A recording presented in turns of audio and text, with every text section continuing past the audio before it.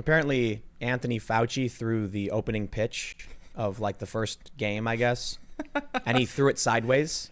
It was quite satisfying to see that for some reason. I don't know why. Maybe because I know I can throw a good pitch. I was a pitcher for a little bit, and I know how to throw the ball straight. Something about that. It was really weird. I was watching that. I'm like, I don't understand how people don't know how to throw a ball. Yeah. Is that I don't think it's that surprising. Is that what kind of privilege would that be? What, having hand-eye coordination? Yeah. Are we accidentally being ableist towards Dr. Fauci because he can't throw a baseball? Yeah, but Trump threw the ball once, right? I think he also did a terrible job. Yeah.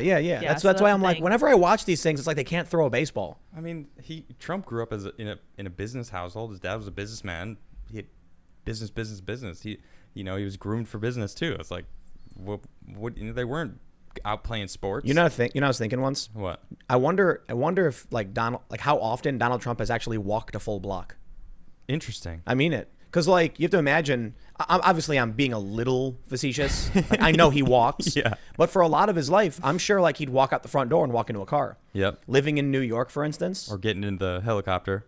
That, too. Over to the elevator, down to his office. When I was a kid, if I wanted to go to the local skate park, it was 3 miles. Mm-hmm. So I'd skate 3 miles to get there. Yeah. Like, when I was a kid, I had to go skate 3 miles. Uphill both ways. Uphill both ways. Because you're, like, somehow in one of those, what is it? MC Escher drawings. Yeah.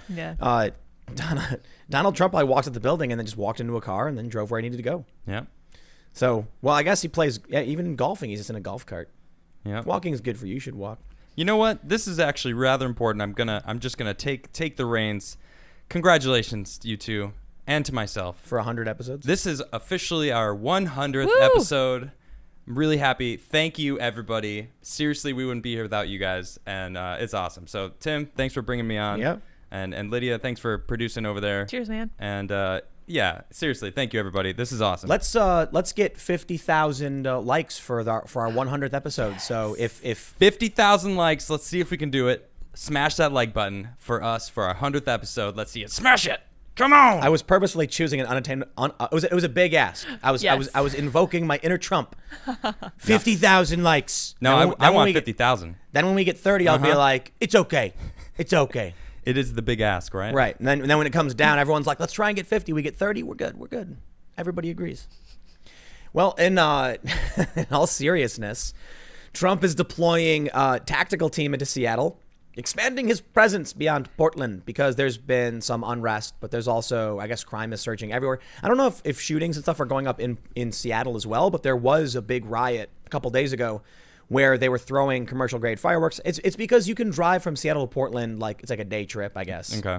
Yeah, so it's like the Portland people will be like, ooh, let's go to Seattle tonight, whatever, and then they come down to Portland. Or actually, I'd be willing to bet a lot of the people in Portland who are, rioting or whatever you want to call it, probably come from Seattle. Yeah, that makes sense, actually. Some of them probably from Eugene, some from Olympia. I can see that. Yeah, so aside from that, we definitely got to talk about, I guess I'll just push it to 11. The government of Portland has joined in the insurrection against the federal government. Ooh. Now, to actually explain that literally, Mayor Ted Wheeler of Portland joined in the group that was showing up and rioting in front of the federal building.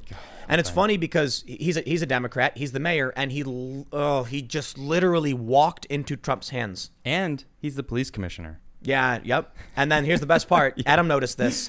As soon as he goes inside, like he's leaving, then the Portland police go, it's a riot now. 30 minutes later. Yeah, as soon as he goes inside the building, then it's a riot. So when they were throwing, commercial grade fireworks and lighting fires and fighting the police, it was fine until Mayor Ted Wheeler leaves, and then it's a riot. Well, once the photo op was done, right? Then it was like, all right, I'm in the clear. Yeah, man. So the funny thing about what's going on in Seattle is that these far leftists are actually marching with a Seattle councilwoman to other council members' houses, vandalizing them and demanding they bend to their whim. That's been going on for a while too, because that whole thing came up like right as Chaz was kind of being deconstructed. Because they went she was trying to like bring charges against that other councilwoman because she was like her address was private information, and she was like, "Come on, guys, I got her address. Let's go." So what do you call it when one politician leads a group of typically violent mobs. A mob, yeah. Leads to a mob. the home of rival politicians who are refusing to vote in their favor. Could you imagine that if, like, you know, Chuck Schumer showed up to, like, Mitch McConnell's house with a group of protesters and they started graffitiing up his house being like, support our, you know, defund the police bill? It'd be like, what are you doing? That's crazy. I mean, my first thought is extortion, but it's look, man. It's coercion. Like, man, there's all sorts of stuff going on there. Maxine Waters said, you know, if you see these people, get in their faces. What exactly do you remember what she said exactly? She's like, said, get in their faces. Yeah, cause trouble. Tell them they're not welcome. It's messed And then up. a bunch of Republicans got, like, protested at various like restaurants while they were trying to eat and stuff. Yep. And then it's just escalated from there. But then you have, the people in New York saying to their citizens, stop calling police. If people are lighting off fireworks, just go tell them to stop lighting off fireworks. Yeah, and the lady got shot. And the lady got killed. Yeah, Got killed. Shot and killed for doing that. So here's what's happening, man. We got Trump sending in the feds to a variety of cities, but this is not the same thing as Portland. And man, we got to go through this segment where I do my 6 p.m. segments basically all back to back. It's like 10 minutes, 10 minutes, 10 minutes. They're all like much quicker segments. Yeah. And I was reading one about Philly saying like, we will arrest the feds. And the fake news was the thickest I have ever seen. I really felt like it's almost like you're walking and then all of a sudden the air turns to like a thick nacho cheese and you're trying to like move through it and you're like, I can't, it's the fake news, it's too much. I almost just stopped recording. I was like, I can't even read this. Wow. It was so insanely fake. It's like, imagine if you're reading a story it's like Donald Trump today pulled out a 9mm handgun and started firing it into the Rose Garden at journalists. You'd be like, whoa, wait, what? It's like that level of insanity. Yep. Where they're just making everything up. And then the worst part was like they're interviewing the prosecutor. He's a lawyer, so he knows how to use clever language to manipulate. Right. And he's doing this thing where he's like apparently illegal because it wasn't illegal what the feds are doing. And he's saying, man, apparently illegal. So he uses an assumptive trick. One of these tricks would be like this: I can't believe Adam Krigler just did that. I denounce what he did. Now, if he was in my house and somebody was flinging human waste at the walls, I'd be outraged. Like the trick is that I never said Adam actually did it. Yeah. I just said I'm outraged at what he did and then talk about something totally different. And that's what the prosecutor's doing. So they can make this fake story where you think they're actually accusing the feds of kidnapping and like renditioning people. Yeah, and I throw feces at the wall in the privacy of my own home. No one knows about this. Yeah. So I keep that to myself. Right. See, yeah, exactly. Fake news. Got some Fake dignity. news. Fake news. Yeah. All right, let's actually just talk about what's going on. So if you haven't already, make sure you smash the like button. Why? It's our 100th episode. That means you have to smash the like button. You must smash. The first rule of Timcast I have IRL is smash the like button. You must smash the like button. The second rule of Timcast IRL is smash the like button.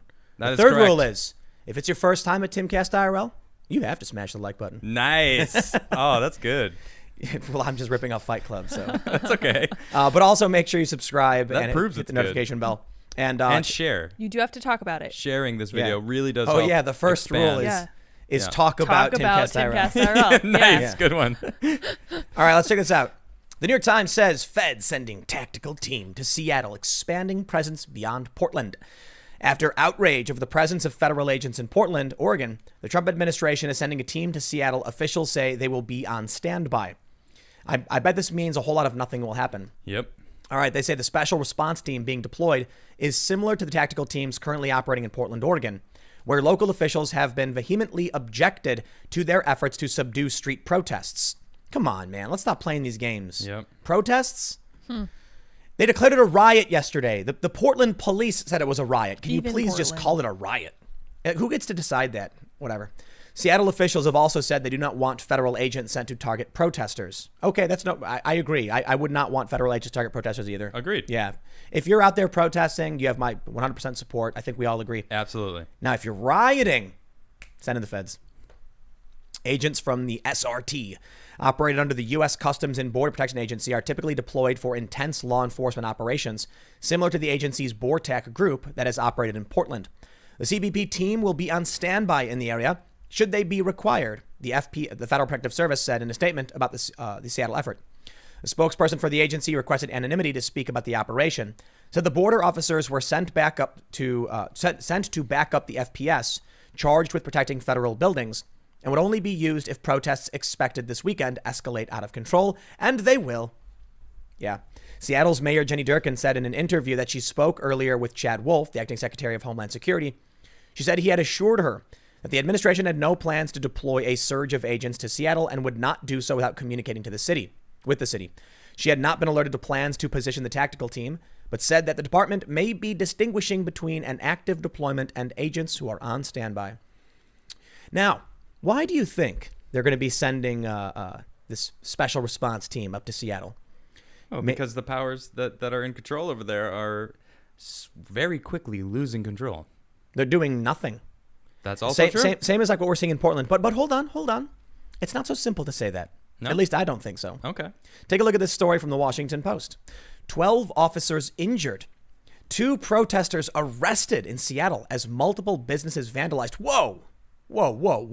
So wait, they were protesting while vandalizing and destroying businesses? Well, they're rioting, but hold on a minute. You mean to tell me that in Seattle right now, these violent thugs are going around destroying private property? I will not stand for this. Certainly, that must be the reason that Trump is now sending in the special response team.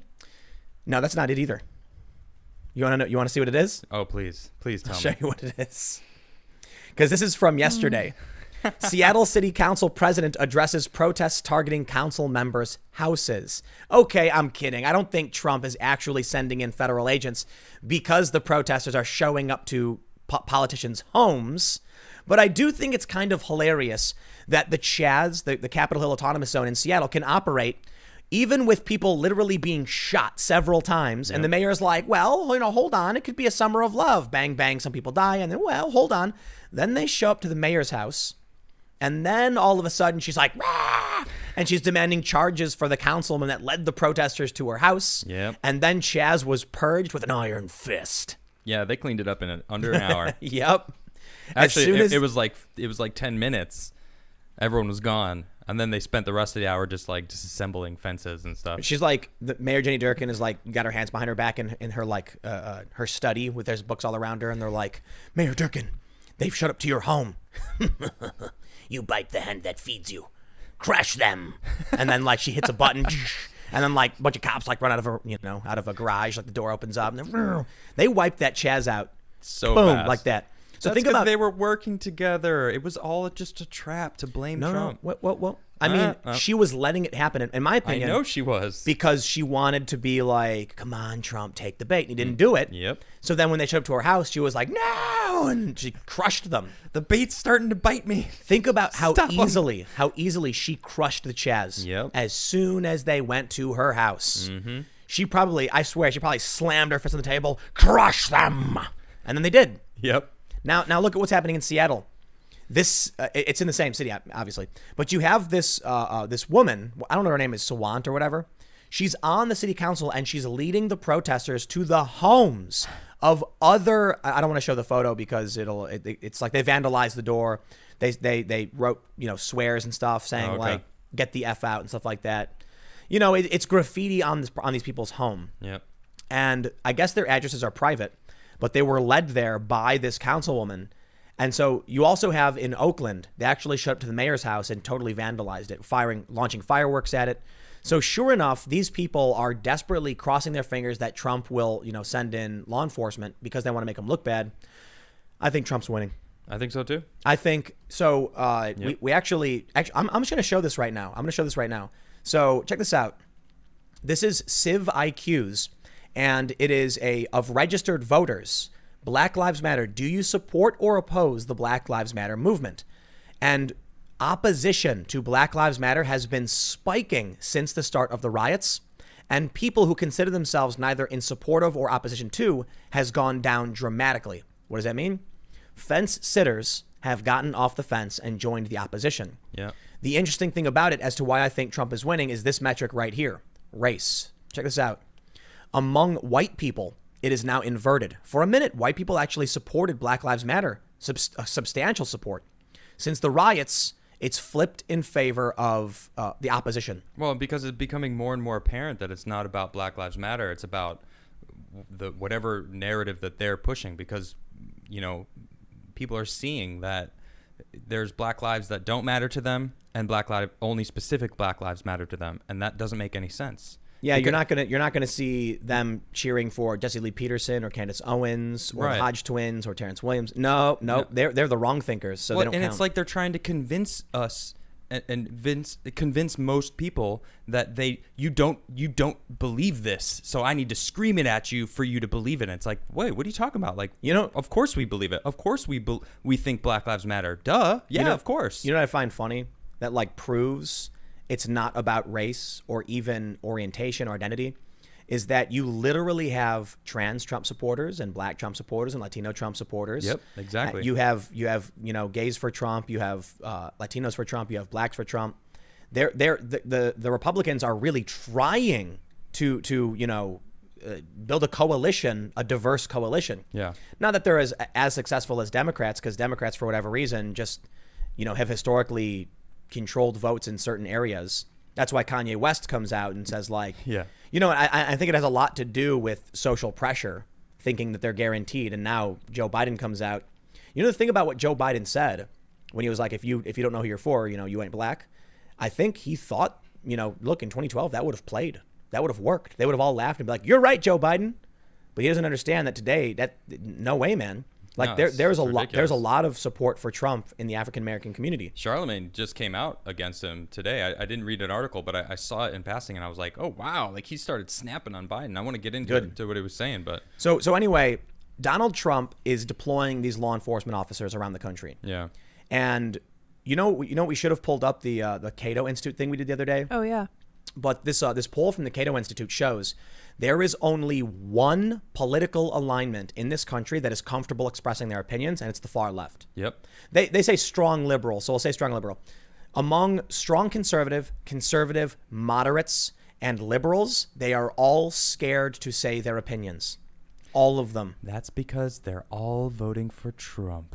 Or they're critical of Black Lives Matter. Yeah. So why is Donald Trump deploying law enforcement?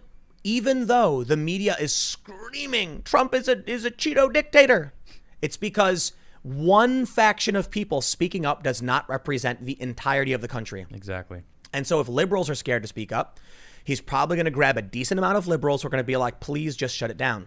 Moderates, absolutely. And conservatives, conservatives, of course. They love Trump. Yeah. So you take a look. I brought this up earlier. You take a look at what happened in Chicago in June, I think June 8th, with all the rioting.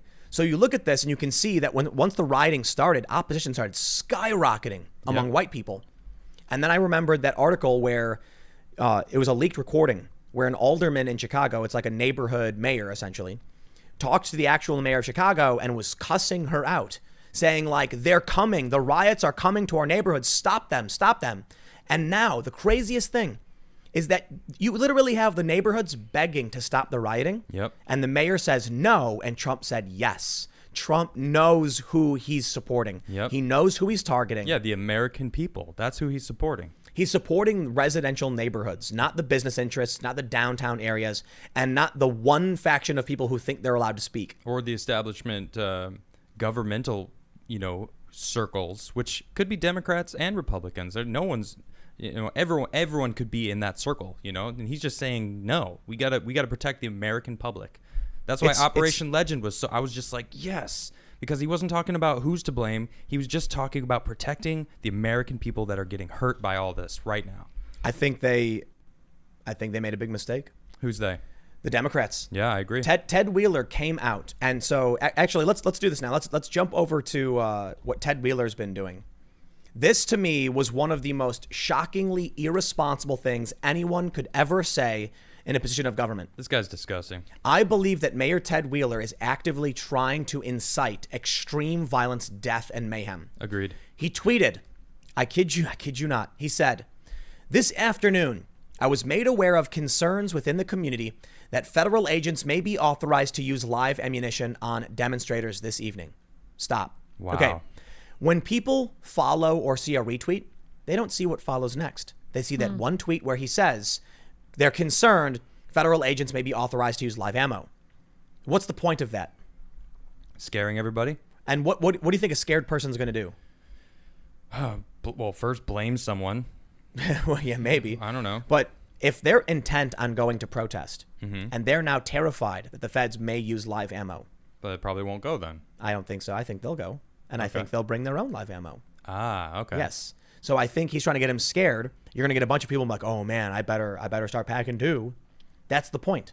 He wants people to think this escalation is going to happen. It's basically like implanting the idea in people's minds. There's going to be live bullets. It's going to happen. Then he tweets, given the deployment of federal agents to other American cities and the clear escalation of the federal government, the information was alarming. I have spoken with the U.S. Attorney of Oregon, Billy Williams, who assures me that the federal government has no plans to use live ammunition on Portlanders tonight, and that such an order would be unlawful. Nevertheless, I am sharing this information publicly out of an abundance of caution. What? As if they would actually start shooting these people. Yeah. They're Americans. Those federal agents inside that building are Americans. They're not trying to kill other Americans. Who are you, Ted Wheeler? If you plan, I have some things I'd like to say to this man, and I can't do it on this public platform right now. If you plan to demonstrate tonight, please be safe. Amazing. Was he talking to himself? Apparently. So he goes out, and that was it for me. Because I don't play these games of like, look, at a certain point, I've talked about the Attorney General of Oregon is suing on behalf of the mob, of the insurrections. So hold on, check this out. There was a leaked it's not leaked. It was a court document that showed Operation. Was it called Diligent Valor? Is that it? I don't know what you're talking about. Operation Diligent Valor. That's what it's called. Yeah. I think that's right. Is that it? Did I get it right? That's what it's called. Diligent Valor. So there's Operation Legend and Diligent Valor. Right. Diligent Valor is a BORTAC, the CBP deployment to protect federal buildings. Legend is just federal law enforcement of a normal capacity assisting law enforcement. So like in Chicago, they're sending FBI, DEA, ATF into their normal offices. They're there already to just assist general law enforcement. So you have this document get released, and I kind of lost my train of thought because I'm thinking about Mayor Ted Wheeler now. So I'm going to go back to that. Otherwise, I'm going to get angry. Ted Wheeler has joined the protests. Yeah. This is, as far as I'm concerned, official government joining in, engaging in the insurrection against. Oh, I'm sorry. Okay, I now remember exactly what the point I was trying to make. With the Diligent Valor. The court documents said that the far left breached the courthouse on July 4th. Okay. That these people, insurrectionists, entered federal jurisdiction, and that prompted the deployment of these officers to the federal agents to go out and start clearing things out. Right. They weren't there until they broke into the on federal July 4th, building. Right. The 39th day of rioting. Mm-hmm. And so that was the response. If Ted Wheeler stands the police down as police commissioner, which he did, if the AG is suing in defense of the far left, then you have this guy now coming out, the mayor, joining in the riots, lying about it, getting tear gassed, basically assisting in an active insurrection against the federal government. Yep. That's how I see it. I mean I'm seeing it too. Now I want to show you this. This is something that Adam noticed. You want to explain? Yeah, sure. Because you mentioned this to me and I was like, no way. And I was like, you got to prove this. Is this true? Yeah. All right. So last night I was watching. I really try to get as much on the ground reporting as I can. And last night there was a lot of people that were following Ted Wheeler as he went out to the protests. So the first video, people just start throwing stuff at him, dumping trash right in front of him, yelling at him, harassing him. And this continued the entire time that he's walking through this, but they're trying to interview him. He's trying to talk to him. They're like, are you going to defund the police? And he's like, no, not at all. And they're like, and then you hear boos everywhere and people start screaming. And then, you can hear him try to be like, yes, but the feds are the ones that are here. We got to be angry at the feds because they have no right to be here. And, they start asking him and they give their demands, which is get the feds out, let all the protesters free. We'll do air quotes for protesters. Yeah. Their words, not yours. Protesters. their words. For him to, what is that? What did he say? It's defund the police by 50%. Yeah, by 50%. Release all the rioters. Yeah. They want feds out of Portland now, and you, Ted Wheeler, must resign. That's right. Yeah, that was the last one. So I'm seeing it. They're interviewing him, and he's moving through the crowds. He's trying to speak to them all. He's clearly trying to be like, I'm on your side. We got to get these feds out. And then he goes over to the barricade in front of the courthouse, and he's talking to people. And then you see behind him the fireworks. Well, the camera the pans. mortars. Well, that's in one video, but Yeah. in the ones that I was watching, you can see him standing there watching the fireworks go off over him into the courthouse. Yeah. And I'm like, okay, so what is he going to say? Like, how is he going to spin this? What's going to happen here? And then sure enough, the federal agents come out and start, shooting tear gas. Well, the best part is they say you when he's doing an interview in front of the barricades, Yeah, you yeah. hear, "You are on federal property. You must disperse." Yep. And it's like, okay, hold on. You're on federal property, Ted Wheeler. You must disperse. Like, Right. what are you doing? Yeah. And it's so, he's playing it up like it's a peaceful protest while you can see people are attacking the building. They're throwing commercial grade fireworks. Yep. And he's standing there, and then he gets tear gassed. And then he gets interviewed, and he's like, man, this tear gas, they have no reason to do any of this. I haven't seen anything all night on why they should be doing this kind of stuff. Oh man, it's so bad. Just And like- then the camera pans. Well, yeah. Well, I don't know if that's the same interview, but he is being interviewed, and the camera pans over from, like, you can see the firework mortars going over the building, and then it pans over to him, and he's being interviewed by a bunch of people. Like, he's being interviewed, and the camera turns just for some explosions. Yeah. Not from the feds. You know what the funny thing is? The flashbangs the feds use Yeah. are less dangerous than the mortars. Probably. Flashbangs are loud and like scary. It's a flash and a sound. Well, it's because that's what it's meant for. Right. A firework mortar is meant to go explode. And send fireballs in the air. And that's what it does. Yeah, Right. so those are actually really dangerous. But the craziest thing about the night was this right here. So Adam comes down and he's like, "Did you see what happened with Ted Wheeler?" And I was like, "Of course I did." Like, the dude went out, joined in the whatever you want to call it. They're calling it protests. Spare me. They've breached the building more than once, and they are showing up to engage in conflict. It stopped being a protest the minute they threw explosives, and it stopped being a riot the moment they started breaching the building to attack feds. Right. Mayor Wheeler wants to get involved in that. Now you got the government's official involvement in insurrection. Fine, whatever. But this was the best part, because Adam, he comes down and he's like, Yeah, it's the best he's part. like, "You see what happened?" He's like, Ted Wheeler comes out, does his Potemkin PR stunt, then goes inside the building, and then the police declare a riot. Yep. They're not going to declare a riot while he's out there. Nope. It'd make him look bad. Yep. So I was like, we got to prove this. We got to prove this. So Adam ended up pulling up these tweets from Mike Baker. He's of the New York Times. Check this out. At 3:02 a.m., Wheeler leaves the scene. Protesters throw water bottles at him and curse him. He manages to get inside a building after a scuffle between protesters and a security detail. So you can see here he is right here. He's getting in the building. His security guys like shove out the protesters, like, "Get out." Wait, but go to the beginning of that video real quick. Look, keep a little bit further back, Look at that mask wearing skill.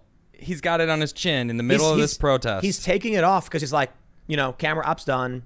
I'm gonna go inside now. Don't Yep. got to wear my mask. I mean, they're filming him. But then he puts it up. Yeah. Why? Someone put a camera in his face, Probably. or he was itching his face. I don't really care. I just wanted to point that Check it out. out. That silliness. It's 3:02 a.m. and he Yep. goes inside the building, and they push the protesters out.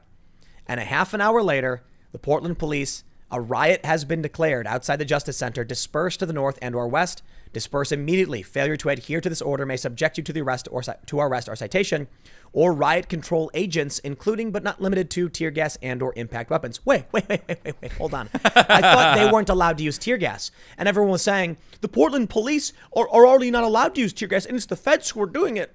As soon as Ted Wheeler goes inside that building, Yep. I say as soon as, it was half an hour. Half an hour later. But all of this stuff was going on while he was out there. He's the police commissioner. Yes, he is. You know what I think happened? He went back inside and went and he walks back inside. He looks around. He goes, "That's a riot. What are we gonna do?" I bet he was scared the entire time, man. I could see it. He was trying to keep his cool, but he was scared. He came back, like, you can kind of see it when he gets shoved into the building. Yeah. The relief that's on his face, like, I am so happy I made it back in here. I'm so happy. Let's declare it a riot because it's getting crazy out there. Donald Trump, okay, pulled a face down card from his deck and placed it in front of him with his dual disc on his arm. And then Ted Wheeler walked up and Trump went, "Ha! You just walked into my trap card. It's the best trap card." And then he revealed it, and it was Democrat engages in riot. Yep. And now Trump's going to be like, man, there is so much fuel he's gotten from this. I think they actually had at one point, they could have really, as soon as the vans came up and the cops came out and they went with this narrative of unmarked vehicles. Yeah. That was powerful PR for the left, but they couldn't help themselves. Nope. They couldn't do it. So now Trump is going to come out, as we showed you, the support for Black Lives Matter the opposition to Black Lives Matter is going up because of these riots. Yep. So if people don't like riots and Trump is saying, "I'll stop the riots," guess who people will start to support? Yeah. Well, and the clear bias as what businesses they were taking down. It's like they're out there yelling Black Lives Matter as they're destroying black businesses. That's just been the case the entire time. I know. What I mean, and you saw, can you pull that chart back up? The one that shows. That's IQ? Yeah. So you can see right about it's like George Floyd gets Look at killed. support's going down. And then support went up because everybody wanted justice. I still do. We all do. And you know what? Right. We were getting it. They were putting forward police reform bills that actually made sense. But then they weren't accepting it. They were like, no, denying it. And then they started rioting and just started destroying all these minority businesses. Here's what's really interesting about this graph. You can see that over the past several months, the amount of people that neither support or oppose was actually slowly ticking upward. So people were watching this and being like, I don't know how I feel about this. Yeah. Now, I got to clarify. That's unsure is unsure. These are people who are saying, yeah, they do some good things, they do some bad things. Yeah. So what you were seeing is opposition was going down, right? And support was slowly going up. And they were actually starting to win over the opposition. If opposition goes down and neither support or oppose goes up, it means people that normally were like, I don't like any of that, we're now going, I guess they're okay, but I'm not for or against it, really. Yeah. And then they had to riot.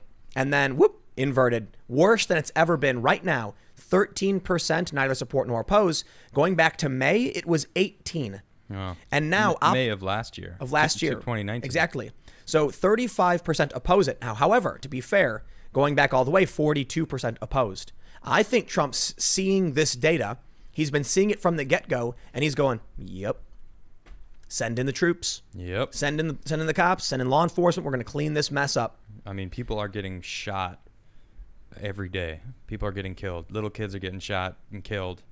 Atlanta, Kansas City, New York City, Chicago, all these big cities. And that's the important thing is that Operation Legend is not diligent valor. That's correct. What's going on in Portland is not.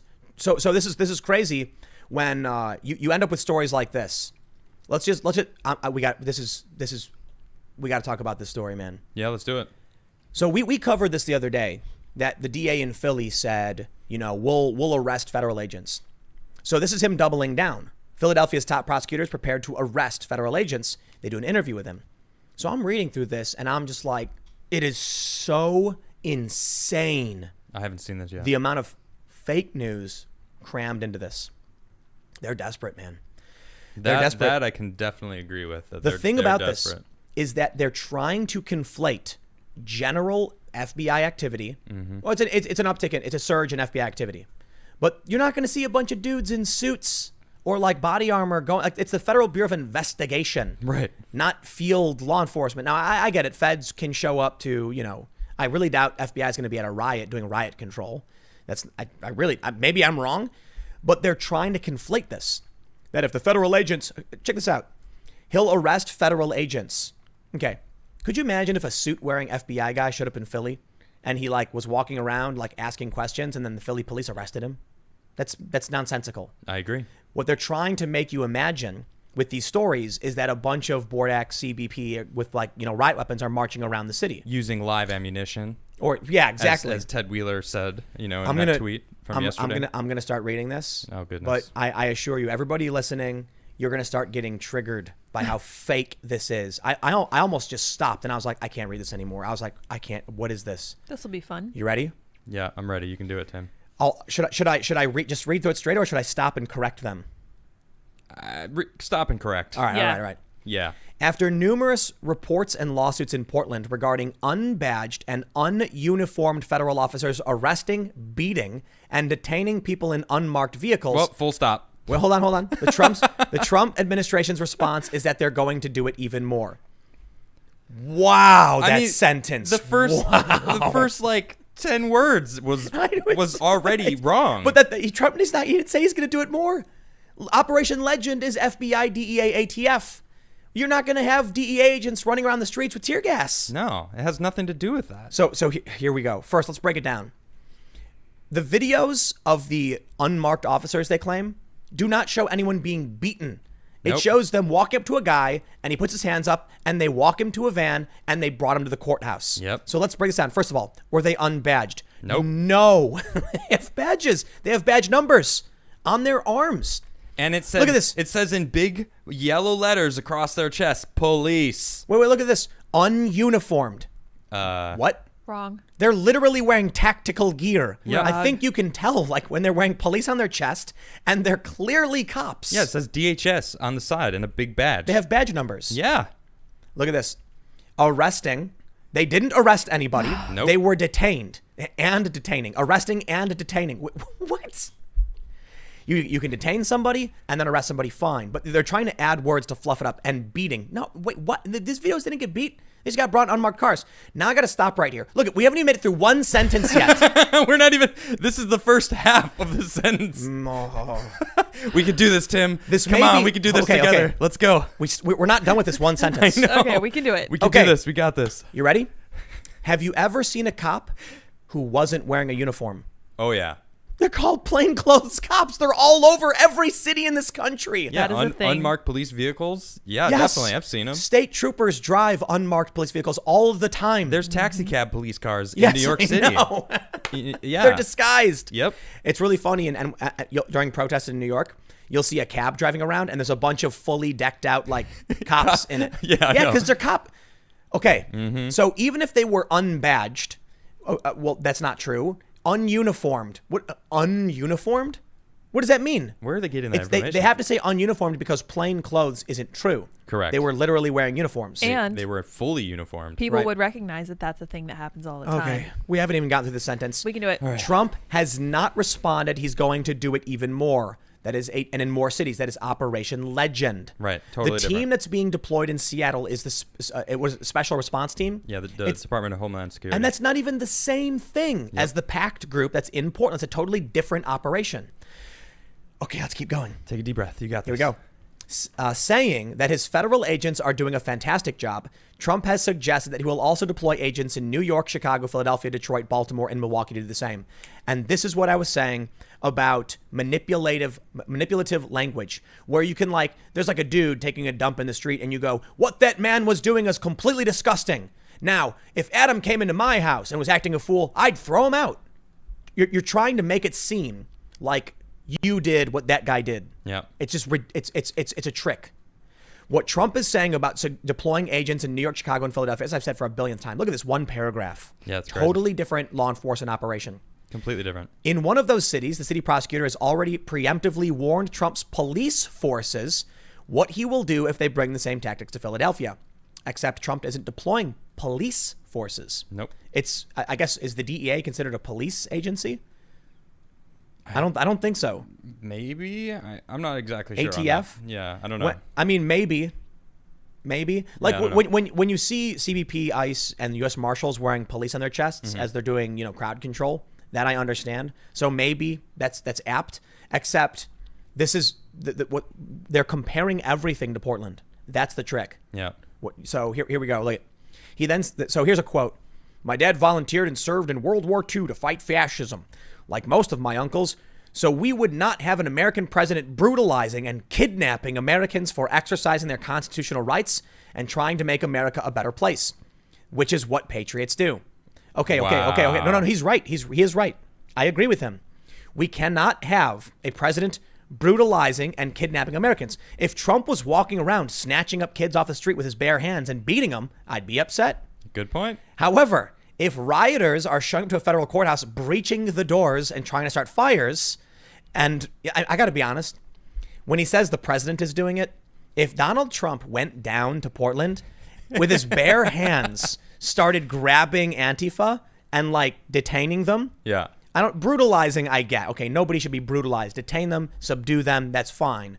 But if Trump was doing it, I'd be really excited. That'd be I think cool. it'd be hilarious. I'd be over there eating popcorn like Trump running up to a guy, come here, and he like grabs a dude. So anyway, first of all, the president isn't doing it. I got his point though, except no one's being kidnapped and no one is there exercising their constitutional rights.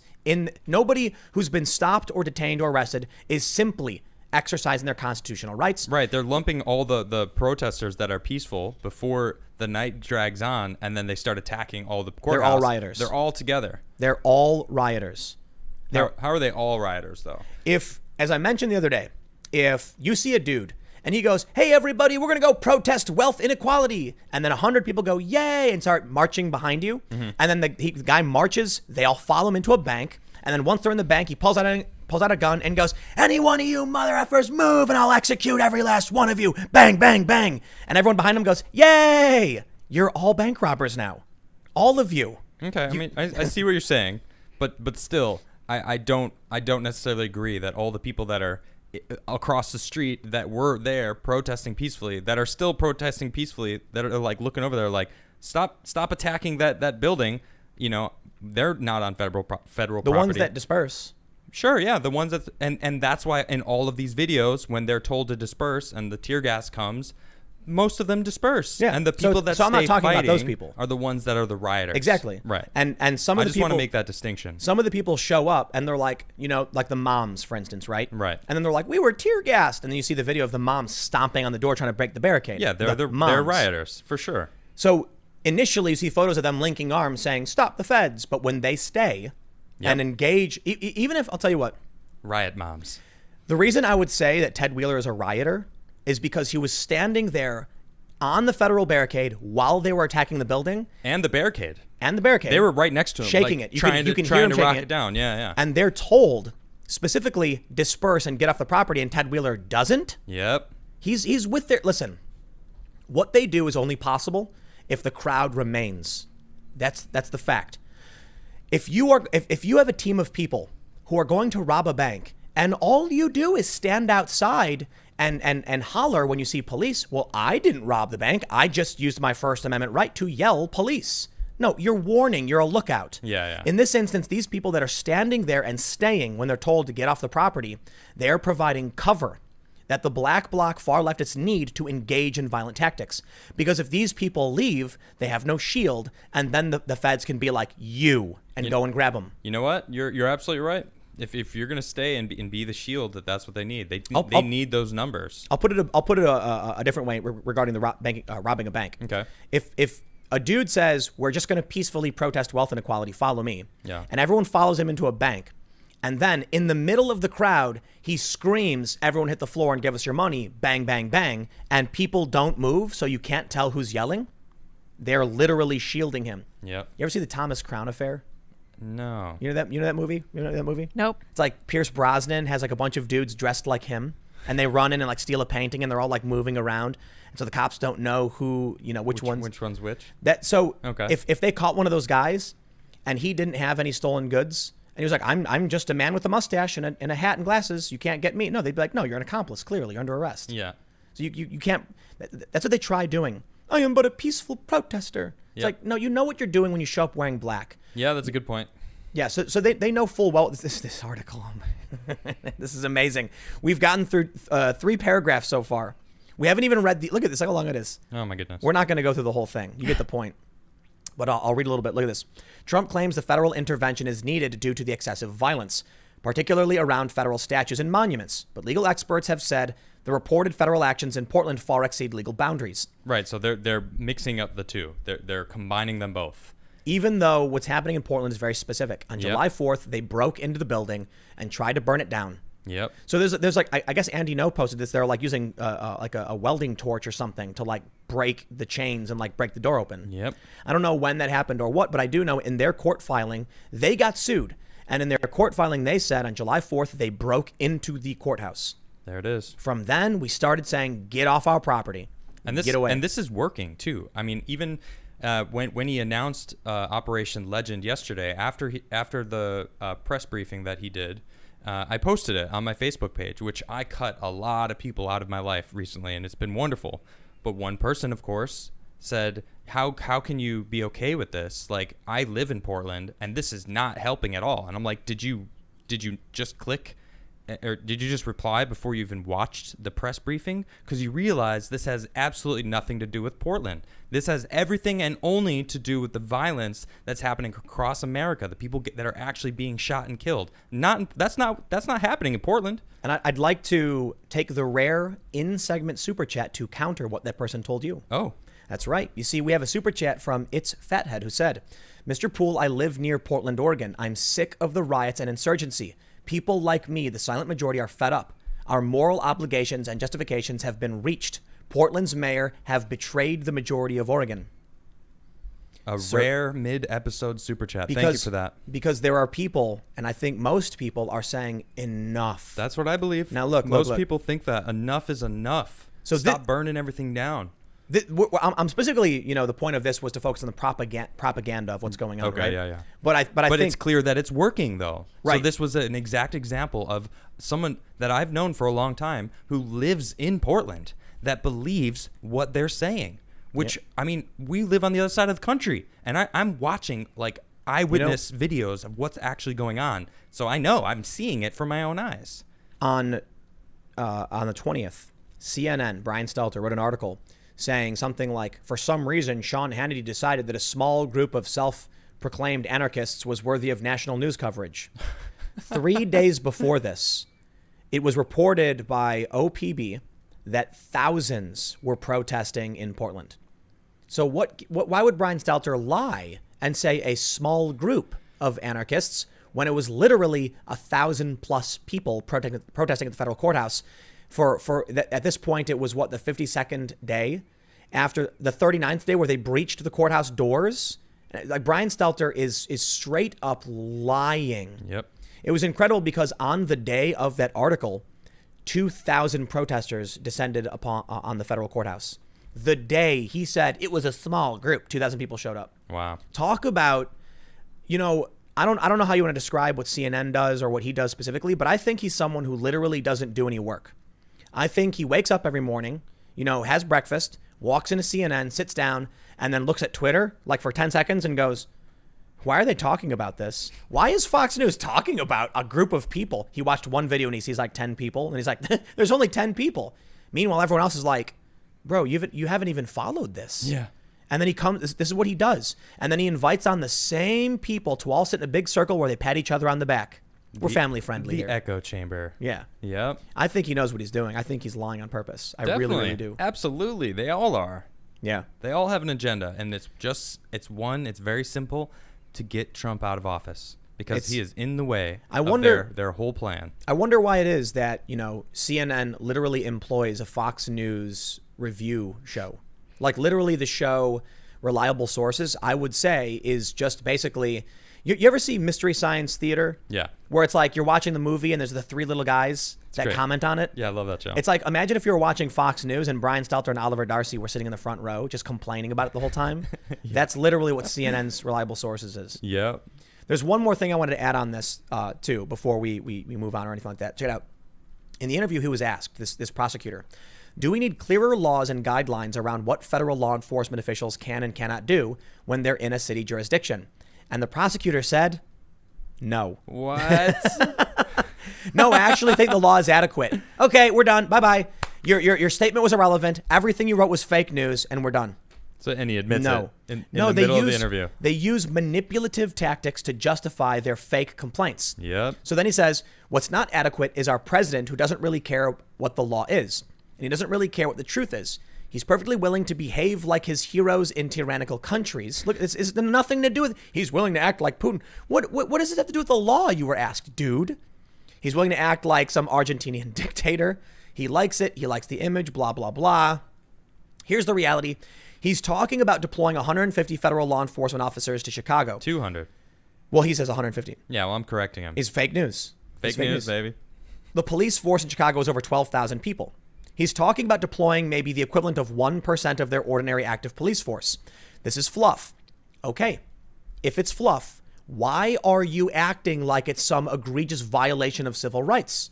If you're arguing he's sending in a microscopic group of people that's irrelevant to what's going on, then certainly Trump is not violating anyone's rights.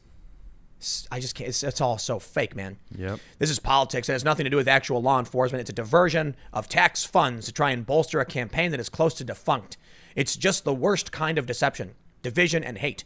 And we all know what happens to haters, which is they lose. It sounds like they're talking about themselves there. I know. It's all they do. Like it's so obvious that it's literally them. I'm imagining. They're the ones doing exactly that. I'm imagining like there's like Democrat consultants and they run in Yeah. and they're like, the guy's sweating and he goes, Nancy, Chuck, people hate us. And they're like, really? No, they don't. Just No, look. call the news and just tell them that they love us. No, he gives the papers to like Schumer and he goes through it and he goes, he takes his glasses down and he goes, they do hate us. What do we do? And they're like, change every instance of the word Democrat to Trump and send it to the press. Yeah. And then it's like everything just changes. Like Democrats violate rights. Trump violates rights. Yep. Democrats try to cheat an election. Trump tries to cheat an election. Cheat an election. Thank you. We have to, yeah. Swalwell says, I didn't fart. And MSNBC says it was just a mug scraping on a desk. They're lying. The scandal of a century. The man farted on TV. Fartgate. And so did Joe Biden. Oh, That was awful. a great episode. That was so much fun. If the media can't be honest about a fart, what else are they lying to us about? Good question. If I fart and it's loud enough that you can hear, I will own it. You got to be proud about that. I am. I'm proud of it. I mean, considering that, you know what I think happened with Swalwell in that? What? He's in the congressional building where it's a big open space. Yeah. What I think actually happened is it echoed through the room. No, I'm not kidding. No, you're right. You can actually. I've been there several times. If you've ever been to to the Senate building, I forgot which one it is. It's like when people are doing interviews, it echoes like crazy, and they do it all the time. So he's mic'd on his lapel.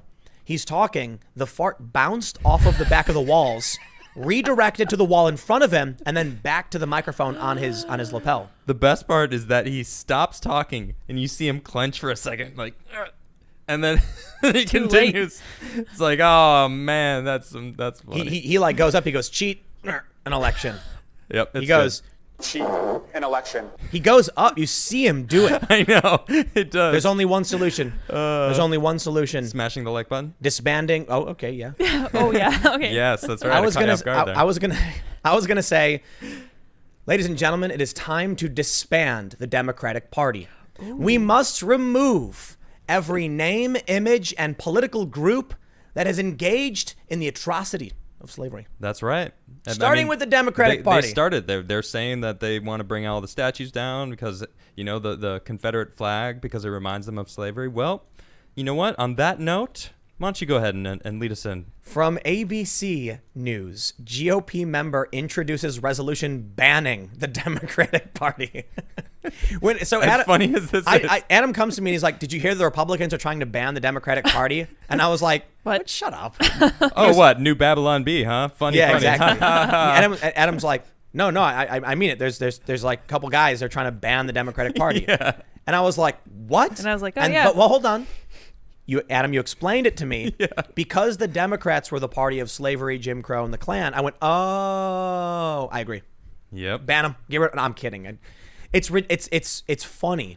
You get the point they're making. Yep. They literally drafted a resolution to ban the Democratic Party. Of course, it's not going to happen. But could you imagine what would happen if the Republicans controlled the House, the Senate, and the executive branch, and the Supreme Court? I bet the riots would stop. Maybe. No, I don't know. Maybe. Yeah, probably. But there was rioting under Obama. Like all of the Black Lives Matter stuff started under Obama. Yes, they did. Yeah, and that's him. That's him and Joe Biden. That's the craziest thing about all these riots. It's like, Joe Biden, you were in office and this is going on. You're not going to solve the problem. You're going to make it worse. Yes, it's gotten worse and worse. So why should we think you're going to do it? You know? Yeah, everyone likes to say, this is Biden. This is going to be Biden's America. No, Trump is in charge right now. This is Trump's America. And it's like, no. This started under Obama and Biden's administration. And Trump is deploying federal law enforcement to stop it. Yeah, he's making laws and executive orders that are reversing a lot of the things that they've done. Well, let's read this real quick. All right, so from ABC they say, U.S. Rep. Louis Gohmert introduced a resolution to ban any political party that has been supportive of slavery, which he says includes the Democratic Party. The Texas Republican also calls for House Speaker Nancy Pelosi to remove any items that symbolize or mention any political party that supported slavery or the Confederacy. As outlined in the resolution, a great portion of the history of the Democratic Party is filled with racism and hatred. Since people are demanding we rid ourselves of the entities, symbols, and reminders of the repugnant aspects of our past, then the time has come for Democrats to acknowledge their party's loathsome and bigoted past and consider changing their party name to something that isn't so blatantly and offensively tied to slavery, Jim Crow, discrimination, and the Klan, Gohmert said in a statement. He's right. He is. If they're saying ban the flag, the Confederate flag that's being banned is the battle flag. It's not even it's not even the actual flag of the Confederacy. It was the battle flag. Ah. Yeah. So if they're saying take that down because the Confederates were losers, the statues have to go, well, okay. The politicians who claim to be Democrats, yeah. Well, they're still elected officials, but the name should go, right? You know, I was reading an article about when the statues all went up, and it was after they lost. Oh, way after. Way after. It was like what was like the Daughters of the Confederacy or something? Yeah, something like that. So a lot of it was to try to repair the ties from the South to the North. It was the Union. Compromise. Yeah, it was the Union saying, "Look, you lost. Here's put up some statues so you can at least have be proud of." I'm not saying be proud of the slavery part, because that's what everyone wants to jump to. They're like, oh, well, that's what it's about. They miss having their slaves. And it's like, no, they don't. Like we talked about it. Most people didn't even want to be in this, the war. They thought that it wasn't even going to be a thing. I don't think you can trace back the tensions all the way back to the Civil War. Yeah. I mean, even before it. Mm-hmm. It's kind of crazy. I was looking at some congressional seats and the history, and it's a weird thing that happened right around the time of the Civil War. It became a two-party system. Yeah. It was very much so based around slavery, with the Republican Party being like, no, it's time to end it. Yep. And the Democrats being like, how dare you? And throughout the past 100+ years, there's that animosity still existed. That split, that divide. For a long time, the Democrats were very, very, very racist. Absolutely. They they still are, bro. Right. So what I was going to say is they claim the Great Switch happened, which is not true. It's way more complicated to say something like that, but that's not the case. And I'm going to tell you right now, the Democrats have never been more racist, in my opinion. When they come out and straight up say the things they've been saying, woke, yep. The intersectionalism, mm-hmm. It's hardcore white supremacy to claim that white people invented scheduling. Yep. Like hard work. Right. Exactly. It's to claim that white culture, like hard work is white culture, is insanely white supremacist. Agreed. There's a comedy sketch going around from Ryan Long, and hilarious. It's amazing. He's got like millions of views by now. But it's two guys who are best friends, and one's woke and one's racist, and it turns out they agree on almost everything. Everything. Almost everything. Well, at the very end. Yeah, the very end, that white people are the root of all evil, he says. So the point is clear. Like, if the Democrats are embracing now intersectionalism, mm-hmm. which is, in my opinion, like overtly white supremacists with guilty consciences. Basically, yeah. Then they've not changed at all. The only thing they're doing now is, instead of fighting against minorities, they're claiming to represent them. And then it's like, you got to hand it to a man. It's clever. If you want to sabotage somebody, let me tell you a story. How'd you guys like to hear a story? I do. I want to hear a story. Let me tell you a story of one of the cleverest murders I've ever heard about. Oh, my. So there was a story based in Illinois about a man who had gotten away with murder several times. Okay. And you know how he did it? I don't. He didn't go up to the people he hated and murder them, because people would have noticed either a fight broke out or he went missing. Oh, he was very smart. You see, what he would do is he would find a bar near a body of water. He would invite his rival for a drink where he was going to apologize. He would get the individual very, very drunk, and then they would walk out of the bar towards the body of water, and he would go right into the water. And then he would call for help. Help, please, help. And the guy, blackout drunk, falls in the water and drowns. And then once the people come, he's screaming for help, but he's the one who called for help. He certainly didn't do anything wrong. My friend and I got really drunk and he fell in. Oh no, I need help.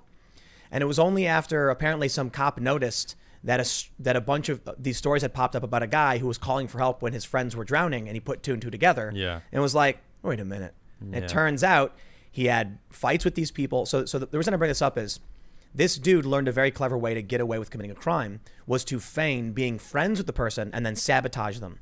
I see what you're doing. You're talking about the Democrats right now. That's right. They started pretending like they're the good guys. Yep. Listen to us. We'll do all the good things for you. And they did a bunch of bad things. Yep. And so Chicago, there's no better example than Chicago. You're right. That's true. Chicago has been under Democrat rule for what, like 80 years or something? Long time, yeah. And it has some of the worst segregation, some of the worst violent crime, gang activity. They've solved nothing. At the very least, we can say they are completely incapable of governing a city. Yep. Let alone anything else. Yeah, they straight up took all low-income housing from the entire north side of the city and just bulldozed it all and just forced everyone to go fend for themselves on the south side of Chicago. And then what happened on the south side of Chicago?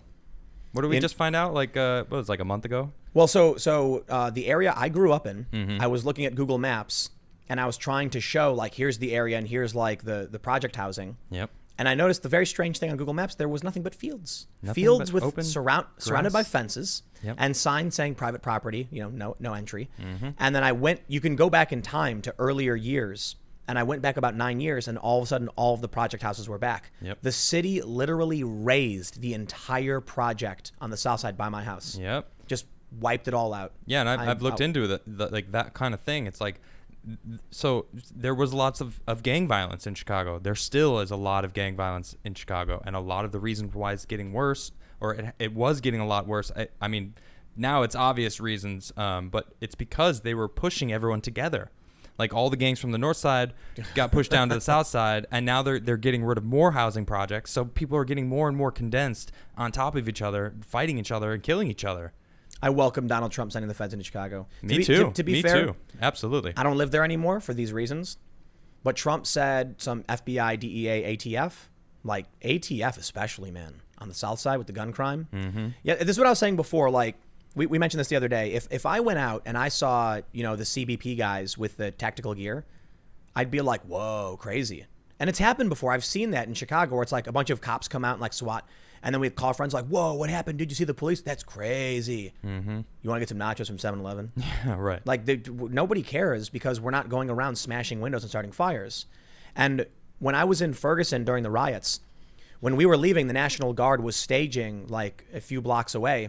And we walked up and saw some National Guard and we were like, how's it going, everybody? And they're like, hey, what's up? And we're like, what's going on? And we just chatted for a little bit because they're people. Yep. And they were like, yeah, they're worried, if things really got out of hand, we'll be here trying to keep things calm. We just want people to be safe. And I'm like, I hear you.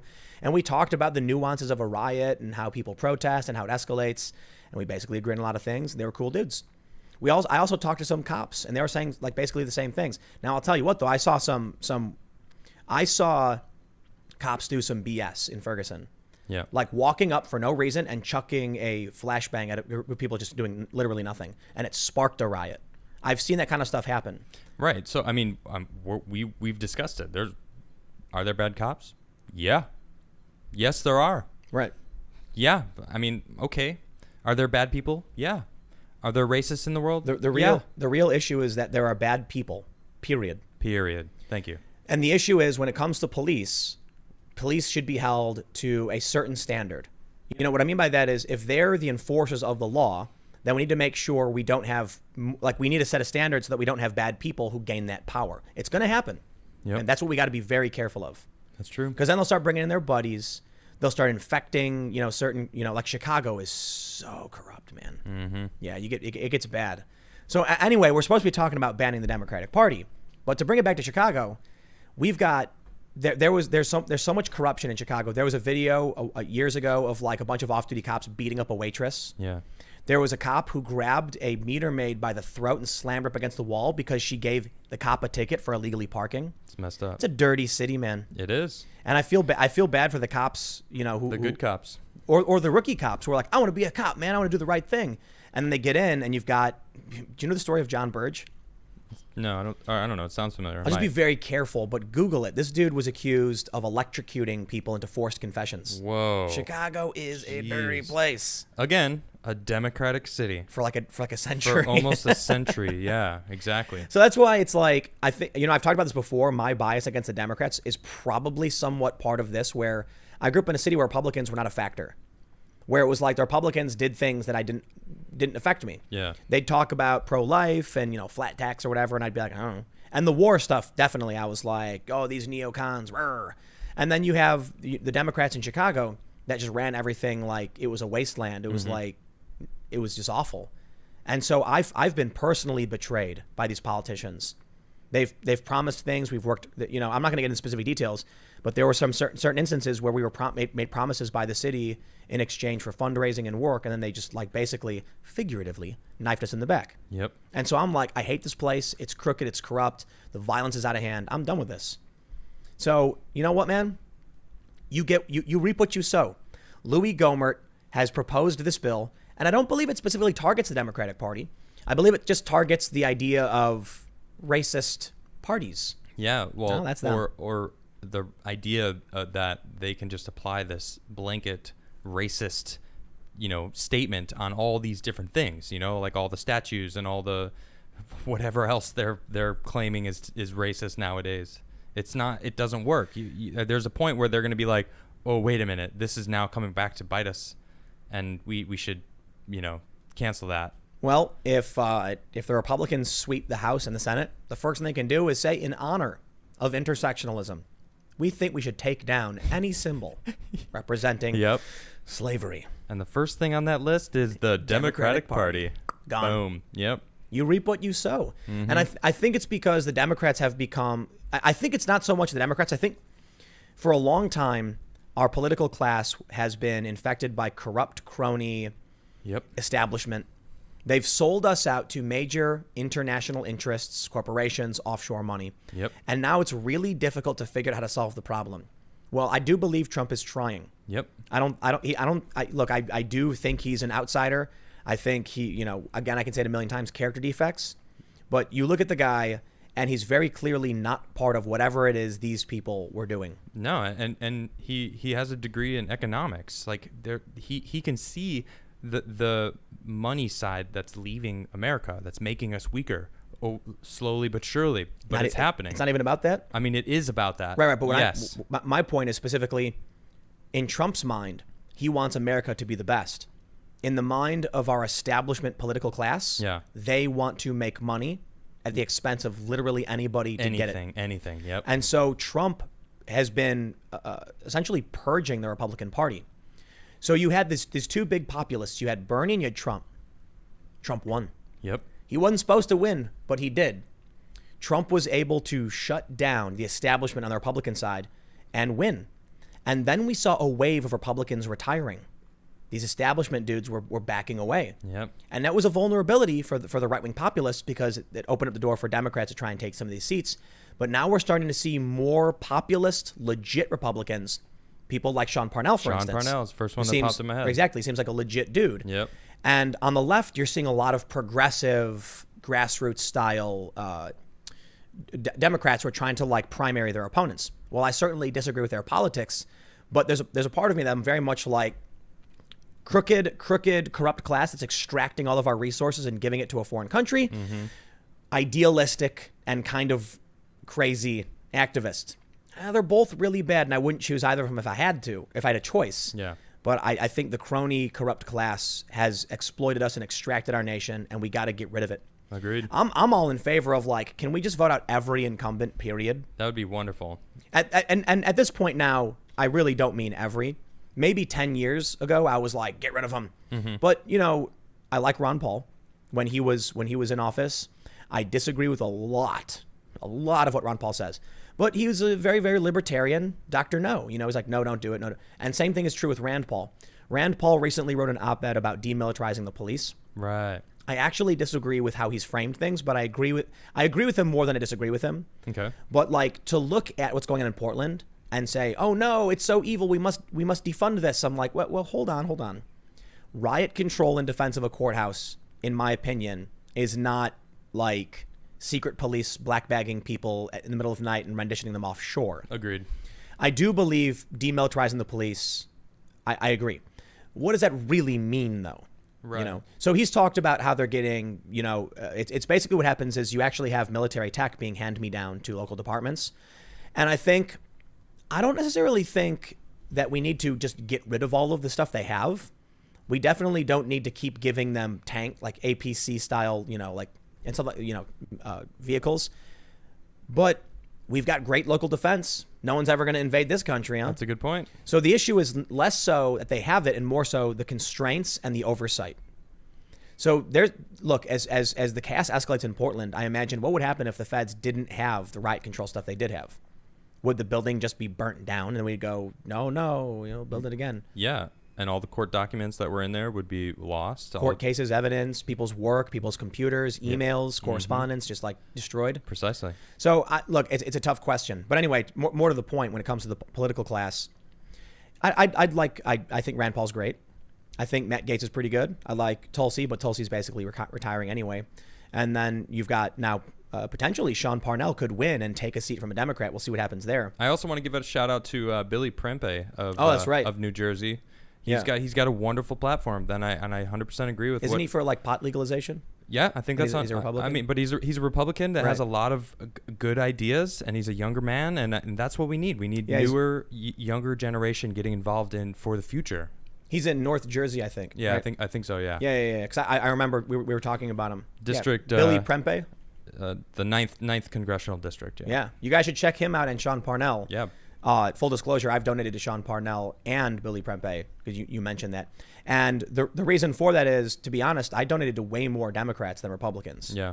And I was thinking about it and I was like, at this point, I think it would be fair if I think these people for anti-war reasons were worth supporting, that's not very fence sitter of me to not find someone I might think is going to do a good job on the Republican side. And even to this day, I've given more to Democrats. Yep. So, but I do think those guys are both, pretty rad. So that's what we need. Yep. We need to get rid of these people who got into office hoping to get a lobbyist job 50 years ago. Oh, look. You know what I'll tell you? If you've figured out how to become worth $100 million off $174,000 a year, wow. That's amazing. And Trump became a billionaire off $1 million. Yeah, congratulations to those people in Congress who took a six-figure salary and became worth millions of dollars. I wonder how they did that, huh? While they're still in Congress, too. Don't even get me started on that. Dude, it is so busted. Absolutely busted. Do you see that? I sent Adam the Dylan Radigan rant. Did you watch that? I did, yeah. Dylan Amazing. Radigan in 2013. That was when the video was published. I wonder if that's when the video was actually first. Oh yeah, that's a good point. Live. Yeah, the video was from 2013. I don't know when it is actually from. Most of you might be aware of the famous Dylan Radigan rant on MSNBC where he rips apart Democrats and Republicans. It's eye-opening, actually. He says he's super angry, and this is almost a decade ago, and he's like, they are extracting our nation through banking, through trade, through politics. Yep. And he said it. And that the entire time I was watching it, especially at the end of it, I hit, it came to an end, and I was just like, yeah. Trade. That was it. I want Trump to be president for another 4 years. I'm dead serious, and I don't want him to be encumbered by something that isn't true. Like the whole Russiagate thing, he is an economist. He went to school. He has a degree in economics. It's like, sure, okay, all of his businesses weren't fully successful, but he had so many businesses, and if you look at his business history and you look through the 90s, like that's when he kind of had a rough patch, and he figured it out and he turned it around. I've got we need that kind of leadership right now. I'll tell you my view. Biden is awful. 100% agree with you. Voting for Biden is restoring the establishment crony class. We got Biden here with us. Wait today, a minute. apparently. Listen here, Fat. Let me tell you. Face pony soldier. Thank you. Yeah. Here's the deal. What was I saying? If you listen, Go. If you vote for Biden, you are trying to restore the crony class that was extracting our country and hurting people. Yep, exactly. If you vote for Trump, you're getting a rather imperfect man who I believe does love this country and wants to try and fix it. There's no doubt in my mind that he loves this country. I know his history. His parents, or his mother was an immigrant. She immigrated here from Scotland, and she had nothing. And his grandfather came here with nothing, and they both built businesses. And look where he's at now. Here's what I want. I want something better than Trump. Right? too. Right now, Yeah. considering what we're looking at with Biden, I'm kind of like, oof, I think I'm going to have to vote for Trump. But I also want more than just the president. I want Congress and the Senate. And I don't care what party it is. The problem right now is that the young, excited individuals on the Democrat side are like Marxists. You're right. And I don't mean that in the pejorative, like, you are a Marxist, you're a commie. I mean, like, many of them are literal Marxists. And in the true sense of the word, many of them are democratic socialists, members of the democratic socialists. Not true communism, Tim. Well, arguably, but many of them are DSA. Many of them are socialist or democratic socialists, basically the same thing. And I don't want that. None of those people want to do work for a living. They just want to be handed stuff. That's all I'm seeing. Every single one of them. They just don't want to do the work that is required to be successful in this country. This country allows you to do whatever you want to do, but you got to work for it. And they don't want to work for it. I think these people have some kind of broken worldview. And I think it's due to it's society in general's fault. Now, we can go back and analyze how this generation came to think the things they do. Yeah. I don't know if it's a political party's fault, but I will tell you this. Telling a bunch of young people to wake up, go to school every day, come home, then go to high school, and then take out huge loans to go to college was a huge mistake. To be in debt for Exactly. half of your life. So I'll tell you maybe what, your entire life. This is why I'm in favor of some kind of loan forgiveness. Okay. Because the reason many of these young people don't believe in hard work is because no matter how hard they work, they can't break that chain. Right. They Good were point. listen, man. I'll tell you a story about how much I hate college. When I was in high school, like high school age, I didn't go to high school. I was told, go to college. You have to go to college. Yeah. Take out loans if you have to. I read an article from an economist who said it's the stupidest investment possible. What person in their right mind would invest $40,000 for 4 years only to be in debt $40,000 plus interest? Plus interest. You tell that to any investor and they're going to laugh at you and say, no, I want a positive return year over year. Yeah, exactly. So I said, I won't do it. And it was the right move. I'm unencumbered. But I know a lot of people who were told you have to. I know people who are like, I don't want to, but I have to. My parents are making me. And I'm like, dude, you're 18. You're an adult. Yep. Leave. And they were like, you don't understand. They'll kick me out or something like that. I have nowhere to go. So now they go to school. They rack up debt. They work really, really hard. They get out. They can't find work. And in their mind, hard work has never worked for me. That's a good point. And so they've been indoctrinated their whole lives to believe hard work doesn't work. Where I was the opposite. I dropped out and I said, I'm not going to go. Yep. I'm just going to figure it out and work hard until I get it done. And here I am. Yep. They are trapped in this cycle where they're still, to this day, and in their mid-30s, trapped in debt they can't pay off. That's a good point. So you know what they do? They say, F the system, give me the commie. The person who's going to forgive all of my debt and break the chain, I will vote for them. So my opinion is we need to break the chain, which means I would like to see some kind of student loan forgiveness that would freeze interest rate, suspend interest rates. Yep. You got to pay back the principal. But so what's happening to a lot of these people is you take out $40,000 in debt. You end up paying like $60,000 over. More than that. Probably more. Yeah. Yeah, you're like right. a lot more. Yep. Because you get deferments, you got COVID, people can't work, they're unemployed. Here's what we're going to do. We're going to get rid of all the interest. You got to pay back what you spent. Oh, the banks are going to be like, well, we're not going to give anyone anything. 'Cause Good. We're not going to make anything. Good. Excellent. I agree. I agree. No with you. more. Get rid of. Listen, if you can't afford to go to college, you don't go to college. Good point. What world is this? I never understood this. Where it's like buy things you can't afford. That's what they're saying. That's true. That there is an absolute problem in this country with that. And guess You're what? absolutely right. You nailed and it. because of these guaranteed student loans, tuition is skyrocketing. Yep. To ridiculous numbers. So how about we figure out how to get young people off that chain where they can't pay off this debt because they can't make enough and the interest keeps accruing. And then for the future, we say, you're not guaranteed a loan. Nope. Sorry. Then these schools are going to be like, we're losing students. What do? You got to lower your tuition rates. Yes, and then yep. people can start working to pay off. We also need to foster a culture of when people are young to build hobbies, to get involved. Look, when I was a little kid, I built a computer when I was 8. Dope. I started doing just messing around with the computer programs, Yeah. going online.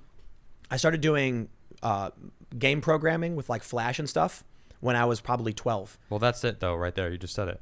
That's the new hobby, is games. Video games. So when I was a little kid, I was having fun making my own platformer game. Right. I made this game where you played a dude where the whole game was trying to make it through a factory that was producing these little monsters that would like try and bite you. Fun. And I seriously just would spend days like coding and programming. And once you get the base programming with a program like Flash, it's really easy to just drag and drop and build it. Well, Tim, not everyone wants to learn how to code. Yes. My point though is it was really easy for me to be like, why go to school? Yeah. I can find something and become good at it. So when I started, working on Flash and stuff like that, I figured it out. I reverse engineered other, files to figure out what made what work, and I just did it on my own. Well, and that's actually the key. What do we have right here? We have this amazing thing called the internet. If I want to learn anything, I've been doing all this research. I'm not going to college to learn politics or law. I'm reading the actual laws, and I'm seeing what they're actually doing, and I'm learning from just reading and researching myself. Well, I'm not paying anyone for that. I'm getting paid for that. That's the best way to do it. Let's be realistic about what college is doing right now. Today, an 18-year-old is told, you have to go to college to succeed. And they say, okay, what do I do? Take out $40,000 in debt and go to school. And they go, okay. Yep. Then they go to school and their teachers keep telling them that communism is the light, is the truth and the way. Yeah. And they start saying, wow, that's interesting. Then they leave college with massive debt they can't pay off. And they think, why can't I do this? Maybe my teachers were right. Communism is the way. And they vote for communists. Yep. And then that basically just destroys everything. Look, man, it's our own fault. And we're seeing it right now. That's what's happening. My theory based on this, because based on what my family members told me, is very simple. When I was told that in the boomer generation, Okay. not everybody went to college. You didn't have to. Because the greatest generation had high school diplomas, got jobs, and were able to feed and support their families. So their kids grow up, and some of them go to college and most of them don't. But the ones that went to college by choice ended up making substantially more money. Okay. The boomer generation then started to believe the reason they made more money is because they went to college, period. Right. The reality was, if you don't have to go to college to succeed, but people chose to, it meant they were passionate about what they were chasing. That's it right there. If you're passionate about it, Exactly. you want to learn about it, and then your passion doesn't go away after you get out of college. You then get a job that you're passionate about. Working hard, developing technology, and making a lot of money. Yeah. So if you were told you don't have to go to college to succeed, and everyone got jobs and they were doing well, then they noticed some people were doing really well. And what did they see? Oh, they went to college. That's what got them extra money. So they tell their kids, go to college, you'll make extra money. Yep. No. Be passionate about a trade, a skill, a hobby, and you will make extra money. Hey, so this reminds me of something, and I'm just going to interject here. But when they were figuring out that self-esteem was what kids really needed, they were looking at kids who had high self-esteem who then went on to succeed. And they said kids need to be told that they should have high self-esteem because this will help them succeed. When in reality, it was exactly like it is with college. The fact of the matter was that if you were already in possession of high self-esteem, you were going to do better in any case. Telling kids that they needed to have high self-esteem wasn't actually going to help them. So I see like a kind of an echo there, like earlier on when kids are younger. You know what kids need? They need a good, strong father. Yes, but I also think stories help. I really do believe Realistic stories. Not necessarily. I don't know. Like, I think stories are part of the problem. We've been talking about how movies always show this negative entity that always exists in every single story. For a story to be something worthwhile, there's a negative entity that you is always present. So it almost convinces everybody that that's the way life is. I think no, with what Lydia was just saying, that confidence comes from having a solid family that gives you like, look, I love you, child. You have the vindication. You have confirmation that you are loved. And they have that, and you get that from a solid family. Like, I got that. I know I'm loved. I don't need anyone else to tell me that I need love. I don't need to convince anyone either because I know it, and that's part of confidence. We need heroes. Sure, yeah, definitely we need heroes. If you just tell a kid all the time, they're the best, believe in yourself, well, then you get arrogance and ego, and even when they're bad, they'll just convince themselves they're good. Okay. What people need is to understand if at first you don't succeed, try again. They need to understand that someone will always be better than you no matter what you're doing. It's Yeah. a fact. That's like true. skateboarding is such a great life building culture. Competition. That's the reason why we are in space right now. It's the I'm- reason we have gotten as far as we've gotten. There are things I can do on a skateboard as a 34-year-old, like well past my skateboarding prime, that some of the best pros in the world cannot do. Yep. Doesn't mean I'm better than them. But at the top level of skateboarding, they don't even think they're the best. They're like, oh, but so-and-so is way better because they look at the other things. The point is, you want to strive to be better than yourself. You want to every day do better than you did, than you were doing before. Yes. But Everyone is their own antagonist. the thing I was bringing up with stories was not about heroes and villains. It was about literal heroes. Okay. It was about being told these lessons. Like I'll defer to Static Shock, like a really awesome show I watched when I was a kid. Yeah. It had diversity in it, but it was about this kid who got superpowers and then fought every day to do the right thing and to be better and to be a hero. And you want to be inspired. Look, if we told stories that the hero was the guy who went around burning down buildings and smashing windows and demanding communism, he's going to look for that to get, like social acceptance, to feel like he's part of, he's doing right. We want kids to believe that helping build a great society, planting trees whose shade they know they will never sit in, Yep. these are the things that make you heroic. Helping people, helping provide for them, striving to be better than yourself. So I've often thought about this in terms of like raising kids. How do you make sure that the kid doesn't become an arrogant or like just becomes someone who thinks they're entitled to it because they're the best? It's not so simple to just tell them to think they're better. It's a combination of factors to craft that into a young person. That's true. That's why I think heroes play a role in this. And it could be a real hero, a real person. You read their story of like, someone who fought really hard to finally be the first to do something. Maybe they weren't allowed. Maybe no one had done it before. No one believed in them. I love these stories where you have someone who everyone like mocks and belittles and makes fun of. And then all of a sudden they're a billionaire who like built the biggest company. There's a lot of tech bros that are like this. Yeah. They were the losers in school and now they're super rich. It was all spite, Now, I'm not saying the spite is a good thing. I'm saying we just have these stories that we should look up to people who overcame adversity and fought every day to be better, to build, succeed. And that's what we want to craft into people. Definitely. College does not do that. You're definitely right College does on the that. opposite of that. Absolutely not. I can't believe, man, what we see from some of these kids, what they believe with school. I'm going to graduate and I'm going to make all this money. And then they get out and they can't even find a job. So what do? I guess I'll vote Bernie because he's going to pay my bills.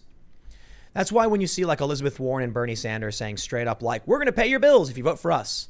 I'm like, well, of course they'll vote for you if you try that. Yeah, exactly. Unfortunately, young people don't vote. Maybe it's better that young, naive people who just want for themselves aren't voting. They're free to if they choose to. Yeah. But it's no surprise to me that it's mostly older people that vote. And it's always been that way. Yeah. And Because even still, it's not like every younger generation feels that way, because that's not true. I mean, I see plenty of younger generations that are conservative. There's conservatives across all totally. Age groups. Yeah. So, we see it. I think most people in general are just uninitiated. Like the biggest political party didn't vote. That was me until Didn't vote. I didn't vote 6 months either. ago. I didn't vote in when 2016. I started the show, and now I'm very political. Now But I you have a voted in general 2008, understanding. right? For the first time and only Right. time. Yep, me too. Right. And then 2012, I felt betrayed. And I was like, I'm not voting for this guy. Get out of here. Yeah. I'm not going to vote for Mitt Romney. And then 2016 came around, and I thought the exact same thing. I'm not voting for Donald Trump. Yep. I'm especially not voting for Hillary Clinton. What's funny is, like, I would tell people, like, I got to be honest, I don't like Trump, but I would never, like, Hillary Clinton? No way, dude. You're nuts. Never. No, but I did say in the past I would never vote for Donald Trump. Someone actually super chatted earlier. It was a smaller one, but I saw it, and I was like, I said, you said in several 2016 times. you would never vote for a Republican. and 2017 and 2018. Yeah. Yep. But I'll tell you what changed. At that time, Trump was drone bombing, commando raiding, and missile striking Syria. Yeah. And so I was like, of course they're doing the same thing. Of course it's the same old narrative. In the past year, Trump's After he got rid of Bolton. after he got rid of Bolton, all of a sudden now it's like, let's leave. And I'm like, oh, well, that changes things. Well, all right then. We also do see new Republicans. At the time, we had the crony establishment types. That's a good point. Now we're seeing Billy Prempe and Sean Parnell. Yep, new guys, and Matt new Gaetz. blood in the game. Yeah, And I don't completely agree with all of their politics, but I feel like they're genuine and honest. That's the key right there. Now, to be fair, though, I've liked Rand Paul for a long time. Okay. Because I've followed Ron Paul stuff, 10 years ago or longer, because Ron Paul was very much a meme on the internet. And so when I saw everyone talking about the Ron Paul love revolution and stuff, I looked into his policies and I was like, wow, I really disagree with this guy. But I do respect him because he seems genuine. And that's how I felt about Bernie Sanders. So here's what happened. In 2016. 2015. Oh, well, right. Yeah. Going into the election. So here's what ends up happening in 2015. There was an insurgency in establishment politics. The populist left, Bernie Sanders, and the populist right rose. And there are numerous articles talking about how they agreed on all these big issues. Immigration, border control, like labor, TPP. Trump and Bernie agreed on a lot of things, except how far left economic policy should go. Then what happened? Donald Trump, like a bull, kicked the door into the ivory tower and said, you ain't going to take nothing from me. And Bernie Sanders... Or America. Or America. And Bernie Sanders walked up, knocked on the door and says, just tell me what I need to say and who I need to agree with to get a little bit of what I want in this tower. And so he just tell everybody that you don't like white people. Okay, white people, you're bad. That's okay, so good. Now be for open borders. Oh, okay, I'm for open borders now. Okay, we're gonna let you in now, Bernie. Yeah. Now you're a millionaire. Congratulations. That's what Bernie did. Yep, it's true. So Bernie, I guess, thinks that the path to getting what he wants is to just like knock on the door and cave, be rich, accept it, and then maybe the kids will take care of it. Trump's a bull. He just ran full speed at the door, crashed it open, and was like, "Rah!" And he's like rampaging around, and he's flipping tables, and he's like, get out, excuse me, get out. But he's a smart bull, though. That's the thing. It's like, sure, yeah, he's doing that. I'm talking about like the tower being full of the cronies doing backroom deals and like dishing out cash. Right. Bernie said, tell me what you want so I can come in. And Trump went in and just started knocking tables over, and they're mad about it. What I mean specifically is like when he disrupts the TPP, when he disrupts these foreign trade deals. It's a terrible deal. Of course. Looking into it. Yeah, all these people who had made money off of the impending collapse of our economy, shuffling over our manufacturing to foreign countries, Trump flipped their tables. Yep. So he came in and just started stomping about. Bernie Sanders came in and said, in 2015, Bernie goes, open borders is a Koch brothers proposal. It's a right-wing proposal. We cannot have it. And then they bought him his summer home. And then they bought him his summer home. And now he's like, we must decriminalize border crossings and we must provide health care to non-citizens. It's like, Bernie, that's a weird flip-flop. Yeah, it is. And what we end up seeing on these far-left forums is that Bernie evolved on the issue, understanding the importance of open borders. No, what really happened was that Donald Trump, the Republicans were for lax borders because they wanted to bring in cheap labor to suppress wages and make it cheaper for the industrialists. Trump was like, nope. We're going to bring our factories back. We're going to tariff everybody. So we're going to give the jobs to Americans. And so here's what happened. Those people ran full speed to the Democrats screaming, help, help, I'm being repressed. Yeah. And then was birthed the Never Trumpers. That's true. It's really funny when you see, who was it? Rick Wilson? Who had the Confederate flag cooler. Yeah, it's hilarious. Oh, yeah, that's right. Yep. He was deleting those pictures, but they were already out there. Look too late. Look who the Democrats have welcomed to their bosom. Confederates. These people who wanted open borders have found their allies in the far left so they can get cheap labor for their industry. Exactly. And Trump doesn't want that. Bernie used to not want that until he decided, well, they're going to buy him a summer home. Hey, sell some bucks. Bling, bling, baby. That was old Bernie. So that was it for me. In 2015, I was like, hey, this Bernie guy, I like him. No TPP. That was a big activist push. It was a terrible deal that was going to give away so much of our infrastructure, manufacturing, our labor, our businesses. Bernie was much more progressive on a lot of Bernie's progressive policies I didn't agree with. I thought he was a little too far left on a lot of issues, but he was very similar to what I was thinking in terms of labor rights and helping the working class, protecting our borders, immigration, stuff like that. And then Bernie flipped. And so I was like, okay, I guess I'm out. Yep. Now, looking at what they've all adopted, and I feel like the Democratic Party has become a refuge of establishment individuals who believe a bunch of different things. So you have never Trumper conservatives who now are literally campaigning to help Democrats. Yeah, it's weird. They're like, the Lincoln Project? Yeah. The party of Lincoln, but we're going to make sure Democrats win. By the way, What? Lincoln was a Republican. Yep. How does that make any sense? Well, they claim the whole thing is about restoring the right, party, the Lincoln's party. but then they're literally just campaigning for Democratic politicians. They're grifters. Yep. That's all it is. Well, yes, but I think the real thing is that they're refugees of the establishment. Yep. The establishment is under attack. Yep. So you had two big establishment nations, the Democratia and Republicia, and then all the Republicans fled once Trump took over and started tearing down their crony capitalist nonsense. So they fled to the Democrats. Help, help, please. Our crony institutions that were enriching us are being destroyed.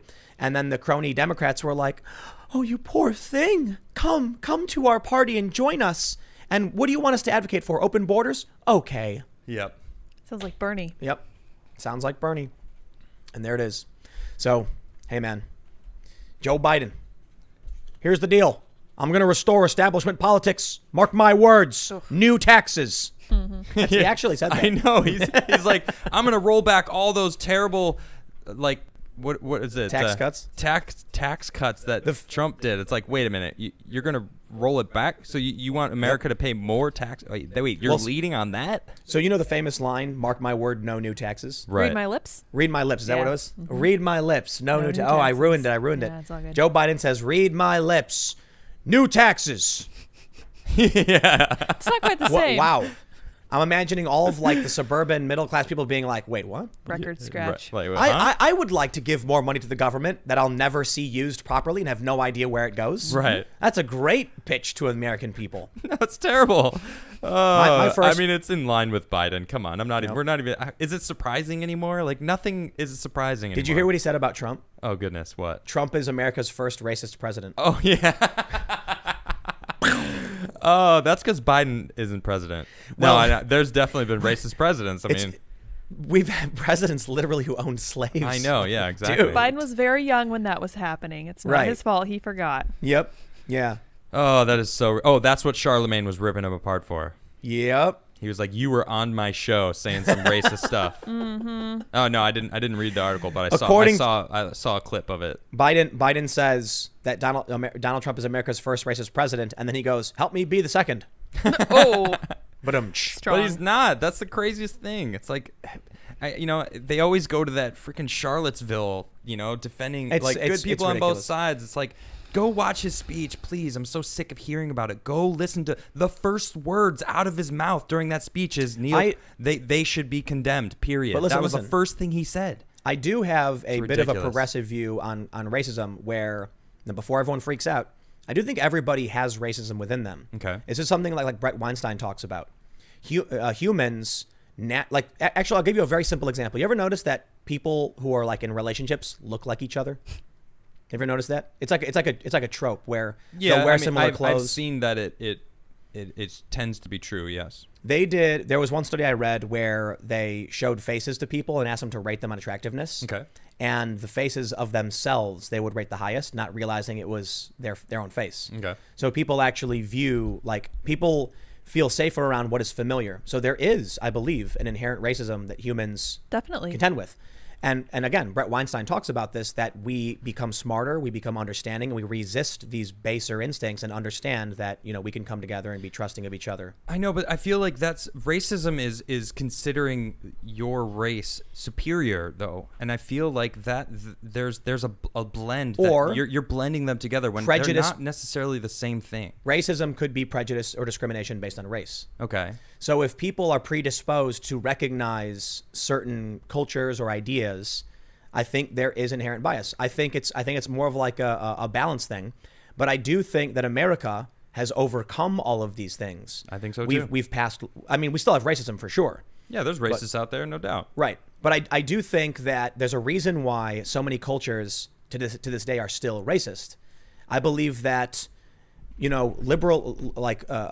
classical liberalism, the ensuring of equal rights made us realize that, it's actually about the content of your character, not the color of your skin. Boom. So we've kind of had an ideological revolution. Yeah, it's amazing. Where we started to realize racism is really, really bad. Yep. But I think what we've seen throughout, it's a really easy to explain actually. Like for the longest time throughout the world, everybody was racist, and then America pops up, and certain other countries in Europe, and we start realizing through mostly classical liberalism, equality, unalienable rights. And then we were like, wow, as it turns out, the content of your character matters much, much more. Yeah. And we overcame, simplistic views of the world. Maybe I'm not smart enough to articulate it like someone like Brett probably could. Yeah. But that's the point I'm trying to make, is that we as Americans have actually overcome all of this. Yep. For the most part. They're trying to bring it back. Right. They are. And Right. it's very obvious now. And that's why the statistics we were going over earlier, it's showing that people are fed up with this. Stop trying to shove it down our throats that we're racist. We're not racist. Most people are not. Most people don't look at the character of a person. And that's Right. what's important. Exactly. Period. Yeah. Yep, exactly. Let's grab these super chats. All right. Ladies Hey, and check gentlemen. this out, everybody. Oh, here, let me get my shot. Yeah, check this out. So I got my Stream Deck. Oh, sound panel coming soon. I'm going to have all sorts of fun Adam's sounds. gonna be the mix master. He's gonna have all the sounds, all of the Trump quotes. DJ. Well, we got some super chats. Before we do, make sure you follow me on Twitter, Instagram, and Parler at Timcast, at Adam Krigler in the exact same places, and you can follow at Sour Patch Lids, LYDS, on Twitter and Parler. And smash that like button. We got lots of likes. Let's get some more likes. Smash It is our 100th episode. And so that means we need 50,000 likes, 50,000 people, 50,000. It's huge. Our We got 100th 20. Everybody agrees. 100th episode. It's 100. it's pretty great. Yeah, man. 100 episodes. That's crazy. 21. Yeah. It doesn't feel like 100. 100 episodes. I got to be honest. I can't wait till we get set up in this new place. We're going to have an expanded set so we can have more friends coming and hanging out and do, man, it's going to be awesome. We're know. going to have people come out and do shows and Yeah, I'm really excited. all of your favorite peoples talking about stuff. Oh, yeah. So make sure you smash the like button. Smash it. Subscribe. Hit the notification bell. And now we're going to read some super chats. I'm going to go ahead and spin the UFO for everybody. DC Pagan says, $100 for 100 episodes. When are the beanies coming? I need 5 copies of Tim's beanie, blessed by Soy Jesus. Yeah, I gotta get on that company. COVID. The COVID really shut down the company, and then they started back up, and I hit him up, and I'm like, hey, what's going on? Can I get a dual color beanie? And they actually have something similar to mine, but they don't have mine either. And they're like, oh, we can't do anything like that custom right now because of COVID. And it's just like, no. So eventually I'll be able to get those, because we got to get the legit Timcast Yeah. beanies. So All right. coming soon. Poofy says, Lids 2024. There you go. Okay. Samuel Farmer says, question for Adam. On his show, he had a problem with removing college options from inmates. Does he support free college? If not, why would he advocate for taxpayer-funded college for criminals when law-abiding citizens have to pay themselves? Well, I mean, the whole prison system as a whole is a privatized institution. So they're making money off of our tax dollars, and the whole point of prisons is to, for people to pay their dues, right? It's like that's a lot of it's hard to really like grasp all of the the layers of what that really means. It's like, I would gladly have some of my tax dollars go to helping people become better. That period. That's why I have no issues with helping with having a little piece of my tax money going to helping people that have been put in a system, and it's, the specific of that bill is they're not allowed to get grants. So it's not even tax dollars. They're not even allowed to get grants from different corporations or get any sort of institution to help them get there. So it's not that our tax dollars would even pay for it. They're not even allowed to look and search for different ways to get funding to do that. So there's a lot about that, I guess. I'll tell you my that opinion. I may have missed, but it's like, even still, I want people to get better. I want them to know that if you mess up, you're not locked in the system forever, in this privatized prison system that's just a profit market. Abolish private prisons. Absolutely. Shut it all down. Yeah. Privatized prisons are a terrible thing. I want total prison reform. Our prisons should be rehabilitative, Yes. not punitive. Yes. We need exactly. So I was reading about these people who, like, the best way to end recidivism or to reduce it Yes. is to teach skills, survival, responsibility. We don't do that at our prisons. We actually harden criminals. And that's one of Trump's The First Step Act is about Right. exactly Criminal justice that. reform. Yeah, trying to make it so prisoners can further themselves and come out of prison ready to tackle life instead of going back into a life of crime. Like, that's amazing. We need an ideological revolution on the prison system.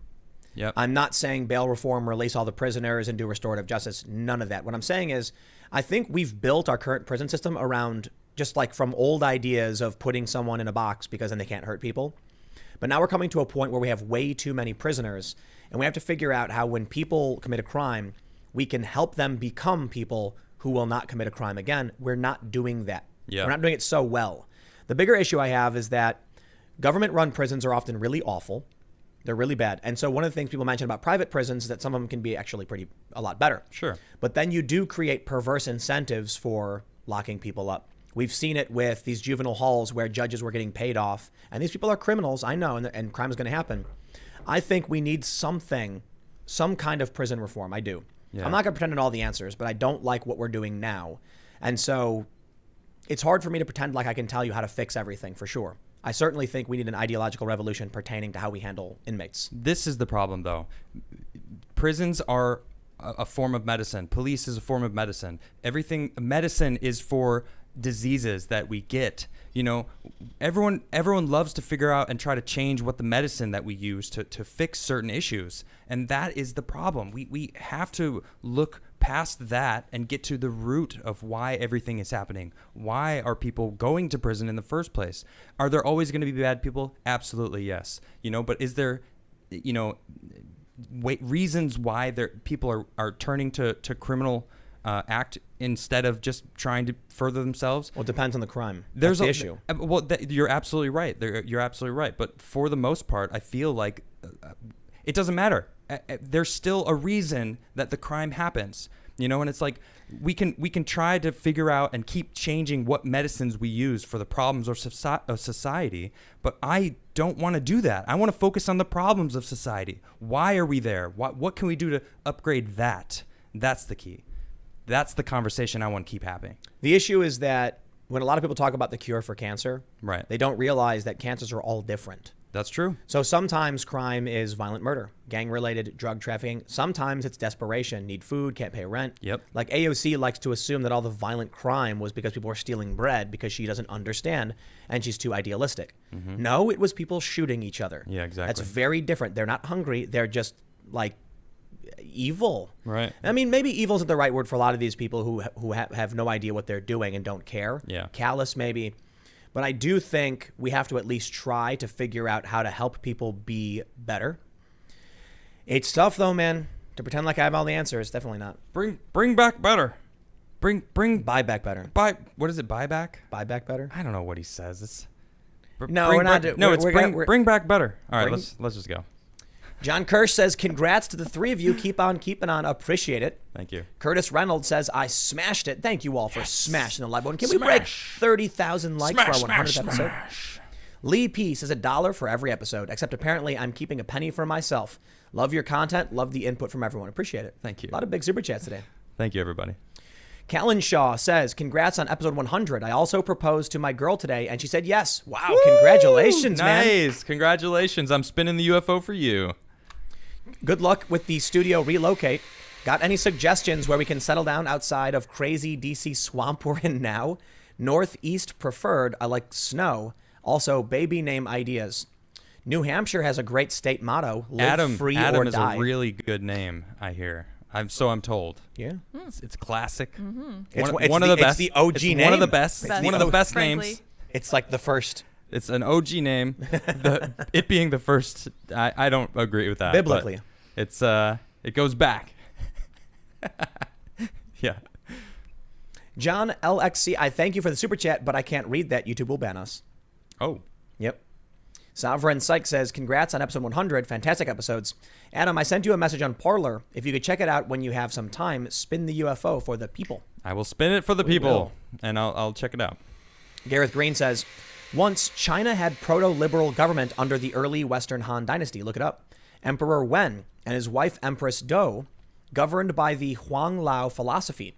Their grandson Emperor Wu ruined everything. Yeah, Look him up. That's a shame. That's a bummer, man. And now they're banning Christianity and Jesus. Because they want people to worship Mao or whatever, right? Yeah, exactly. Man. China's scary. Adam Schmidt, thank you for that super chat. Thank you. All right, let's see what we got. Critton says, found you guys a week ago. Great show. I live near Seattle and feds are coming because a reporter overheard rioters tell the group to save their energy for Saturday. Also, police say what is being reported as fireworks are closer to IEDs. Spin the UFO. I will spin it. And I have seen them use that. They actually make explosives with like 2-liter bottles. Those are more of like their own version of flashbangs. They'll create pressure chemical bombs that are really loud and boom. It's really easy. Like you'll see kids do it on YouTube. They put stuff in a bottle, they cap it, they tie it up so that the pressure builds up, and then bang. Yeah. I've seen they were throwing them in Berkeley. It's messed up. DC Pagan says $100. Oh, I read that one. DJ Zeno says, hey guys, real quick. You three and my girlfriend are the only people on this planet I feel understands the world. My good friend of nearly 4 years publicly disowned me for posting a video of the riots. The mind virus is real. Yes, it is. Let's see. Gareth Green says this is a sequel, so let me try and find. I'm not sure what the first super chat. I don't know if I can find it, so I'll just read your sequel super chat. The same. Oh, about Emperor Wu. There it is. Yeah, the same Emperor Wu just so happens to be the emperor under whom China first annexed the region now known as Xinjiang, the Uyghur homeland. Wow. Crazy stuff, man. Yeah, it's crazy going on. Uncle Juan says Democrats on my Facebook are doing similar things. They go to Portland but not downtown and post pictures of the parks and say, look at the Republican lies. No riots here. Then photos of people on a bench and say those are the rioters. I'm so scared. Yep. Right, because seen it over and over. The again. actual argument is that we know they're in a small 12-block radius. Yeah. We know they're attacking the federal courthouse. Yeah. We're not saying that the entirety of Portland, which I think is 145 square miles or something, it's like really huge, right, is burning to the ground. They're like, someone hit me up on Twitter like, I live in Portland and I drive around. Everything's normal. Like I went to the store. I don't see any riots. I don't see anything happening. Just like in Cairo, when the entire government collapsed, the protests were only in Tahrir. Yep. You would walk a few blocks away and you'd be at McDonald's eating a cheeseburger. And so I went to Heliopolis during the revolution and I went to the mall and I got it was like a kebab, I guess, played games. I went and bought a cell phone. Everybody was shopping like normal. And I was talking to the dude I was with and I was like, it's really funny. You wouldn't realize a revolution is happening. And he was like, most people just do their thing. Yep. And then now when you look back on it, it's like the second revolution of Egypt, right, the fall, of Morsi or whatever. I was there when it happened. It was just one group of people. It was a few thousand people in one square. That was it. That's all it took. Yeah. People don't realize how delicate that system is. That's why I keep saying like we are dangerously close.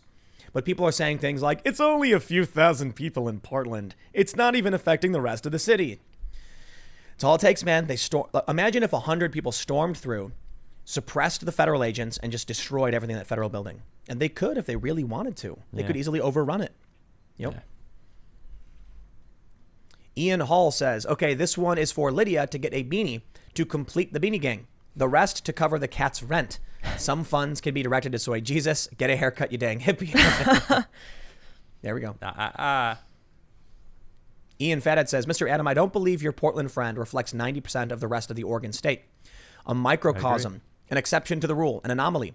In general, rule of thumb cannot be considered a proper control group or definitive answer to problem. I agree with you. Ricky Sweatman says South Carolinian is a good place to park your van by the river. Hit me up. I know some good places. Nice. Billy Geiger says the left should love the Confederate statues. They are basically participation trophies for the Civil War. Right. But it's kind of true. Commander 232 says, Tim and Adam, there's a problem with the statement of demilitarized law enforcement, though. As an FPS officer myself, I can state sadly it's necessary. The Hollywood shootout back in the 90s is what gave way to all of this, back when law enforcement didn't have rifles. Yes, and I believe they had armor-piercing bullets too, right? Do you remember that? No. And then they got armor, and so there was a concern about how the criminals decided to escalate their tactics against law enforcement because they knew they weren't prepared, which is why I'm saying I don't think total demilitarization is the answer. I think oversight and restrictions. So basically, should, armored personnel carriers and other such things be deployed for protests? Probably not. But should they have them? Maybe if they're worried about dealing with domestic terror, because we've seen, look, if you're concerned about white supremacist extremism because dudes have shown up at theaters and churches, maybe the feds, maybe the feds need to be deployed in certain areas. And maybe we actually need law enforcement with armor and special weapons to deal with these lunatics. All right, let's see. What else do we got? Because I guess Adam's preparing the grand drawing. I am, yeah. Our very fancy box over there. So this is the box of mail that we've been getting for the board raffle. And I'm just shuffling up. You can continue. I'm just shuffling. Gareth Green says, Krigler Sunday. Fairy tales do not tell children that dragons exist. Children already know that dragons exist. Fairy tales tell children that dragons can be killed. G.K. Chesterton. Okay, but actually there is parents out there that are showing their kids Harry Potter and telling them that magic is real. Yep. This is actually something that's happened nowadays. They want their kids to believe it so much. They're telling them, and they're asking people to give them tips and ideas to help keep that alive, so the kid doesn't get sad when it happens. And their argument is, well, when they finally find out that it's not real, it'll toughen them up. It's like, so that right there, give 'em a mental breakdown. That's not true anymore. So I don't know what year that was written, because that's not what's happening with these parents. These snowplow parents nowadays are doing that. Literally stories about parents who are telling their kids Harry Potter is real and that their kids will go to Hogwarts when they turn 11. Yep. They buy them the robes and the wands, and they tell them, you're going to go to wizarding school, and these kids believe it all. Yep. You know what's going to happen when they turn 11? And their friends are making fun of them. They're going to be like, I hate my parents. Yep. I hate them. I hate them. Exactly. And I'm never going to trust them again. Yep. Or authority, anything. Yep. Precisely. Numbers says, I'm 21 years. I've traveled all over. I've worked myself to the bone, 50 to 84-hour weeks. I pulled myself up by my bootstraps and out of poverty. Hard work and perseverance pays off. Yep. I appreciate everything that you guys do. Keep it up and inspire us all. Well, we will do that. Let's see. Kix says, hey guys, love the show. Sent y'all a yellow book with a peculiar title. Super stupid. Was wondering if you received it and had a chance to look at it yet. It's rather eye-opening on subjects such as perception and reality. Cool. I'm not sure. We do have a bunch of boxes we have not opened yet. That's true. Gareth Green says, Hayao Miyazaki's Spirited Away is a life fable designed specifically for millennials, in which a girl of our generation learns responsibility and hard work.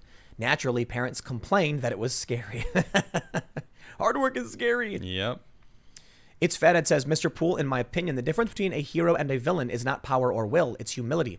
Humility is the difference between knowing you can force your beliefs on others and not doing it, or making others do what you want. I want to tell you I can see a that. really great bit of writing. It's in Naruto, which is an anime manga, and I'll give you the gist of it. I'm sure diehard fans are going to start arguing with me. You know, we know how the internet gets. But the general idea is that the character Naruto has a teacher. The teacher used to have a different student. That student once said that he was going to do whatever he could to make the world a better place. That inspired his teacher, Jiraiya, to write a book about basically this idea. His new student, Naruto, was taught by Jiraiya and learned those same ideals. But the other student became a villain, and Naruto and him fought. And then finally at the end, this once idealistic pupil who had become a villain was asking Naruto, like, why do you fight? And then Naruto basically said to him his own words, and it broke him when he realized he had become everything he swore that he would never be. It's really great writing. But, just something I wanted to bring up. It's inspirational. I think, if a young person learns that lesson of don't become that monster, don't become the villain. It's also like the famous quote, be careful when fighting monsters lest you become one, for when you gaze into the abyss gazes back. Conveying these ideas, I think, awesome stuff. Okay, let's see. Got a couple more super chats here. Grimsley says, Trump is working on the college requirement issue in the Fed. He signed an executive order on the 30th of June to emphasize skills and de-emphasize college and experience alone. Yeah, very cool. Why should a mail carrier have a college degree? I agree, man. Yep. Matt Graham. To be put into debt. Right. That's it. Yeah. Matt Graham says, more kids need to grow up on a farm while playing sports and Magic the Gathering and being scared of disappointing parents or guardians. They need responsibility and constructive discipline. Boom. Agreed. When I was 13, what I was doing?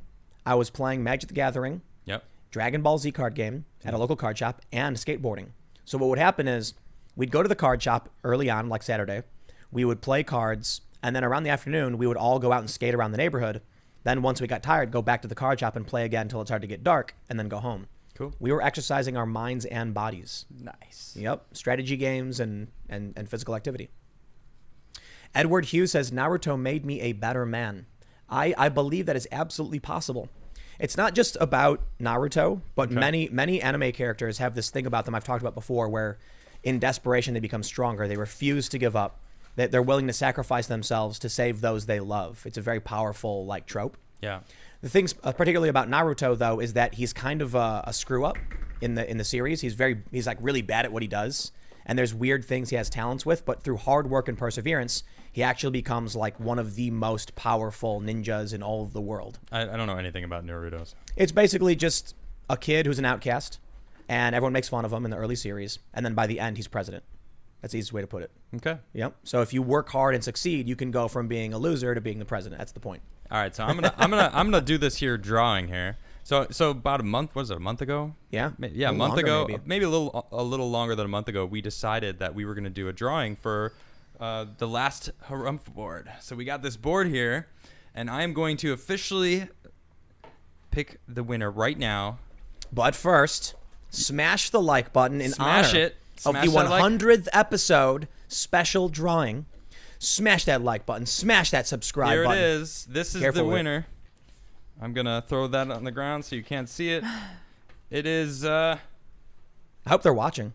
Well, I hope it is. This is Jeffrey of Greenville, South Carolina, I believe. Congratulations, Jeffrey. You've won the Harumph You board. have won the Harumph board. He just says, "Hi, I'm a loyal watcher of the show. Your unbiased reporting and reasonable opinions are invaluable right now. I hope you all stay safe and healthy and keep up the good work." And then it says, I want the board. And then it says, "I want the soy board," Soy board. which actually is sitting here. Is it over here? Oh no, it's No, over there. it's against the couch. That's Soy all right. board. I will count it. I'll count it. Well, he can't have the soy board. He can't have the It's soy the board. Harumph board. But you did. We said you just enter for the skateboard. So congratulations.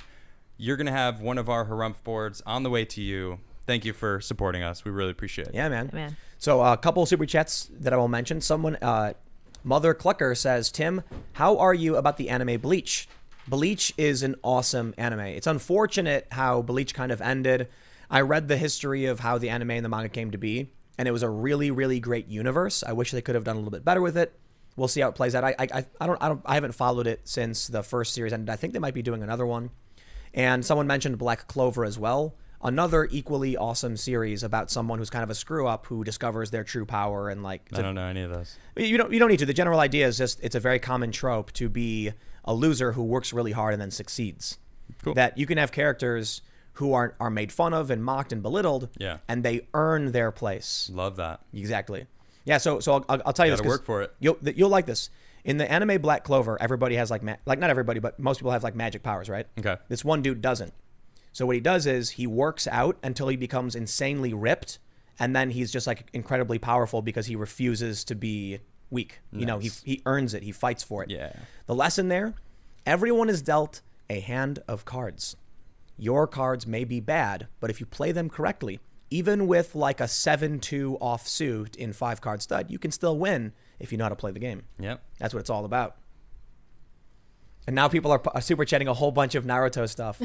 Meta says the scene where Hinata defends Naruto is maybe the best scene in the series. Her story arc is highly underrated. It is a very good scene, yes. Ian Hall says, we took a poll in chat for Lydia's headwear. 1 for Beanie, 2 Barrette, 3 the cat. The cat won hands down. Okay, I will work on that. It's not really surprising. Thanks, You guys. can get Buku to sleep on your head. I could do it. Tristan Logue says, when you believe something is right or wrong, true or false, you believe the assumptions in the words which express the arguments. Such assumptions are often full of holes, but remain most precious to the convinced. Dune.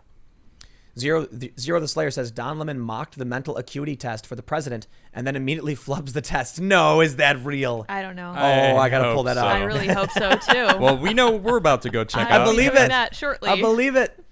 Ladies and gentlemen, this has been the 100th episode of Timcast IRL. Woohoo. Thank you for hanging out as long as you all have. Thanks for subscribing, for smashing the like button. I tip thy beanie to Tip thy all of beanie. you. We didn't reach 50,000 likes, but we did reach just over half of that goal, so the big ask still worked. Yes. That's a Trump technique. Got it. Ask for way more than you really want, and you'll get more than you expect. Yeah, man. Thanks for the super chats. Make sure you subscribe, hit the notification bell, and again, smash the like button. We'll be back tomorrow for the Friday night show and subsequent jam session. at yeah. 8 p.m. So again, thanks for hanging out for the special show. And Jeffrey, you'll be getting a board in the mail, and we will see you all tomorrow. Bye, guys. Good night, everybody.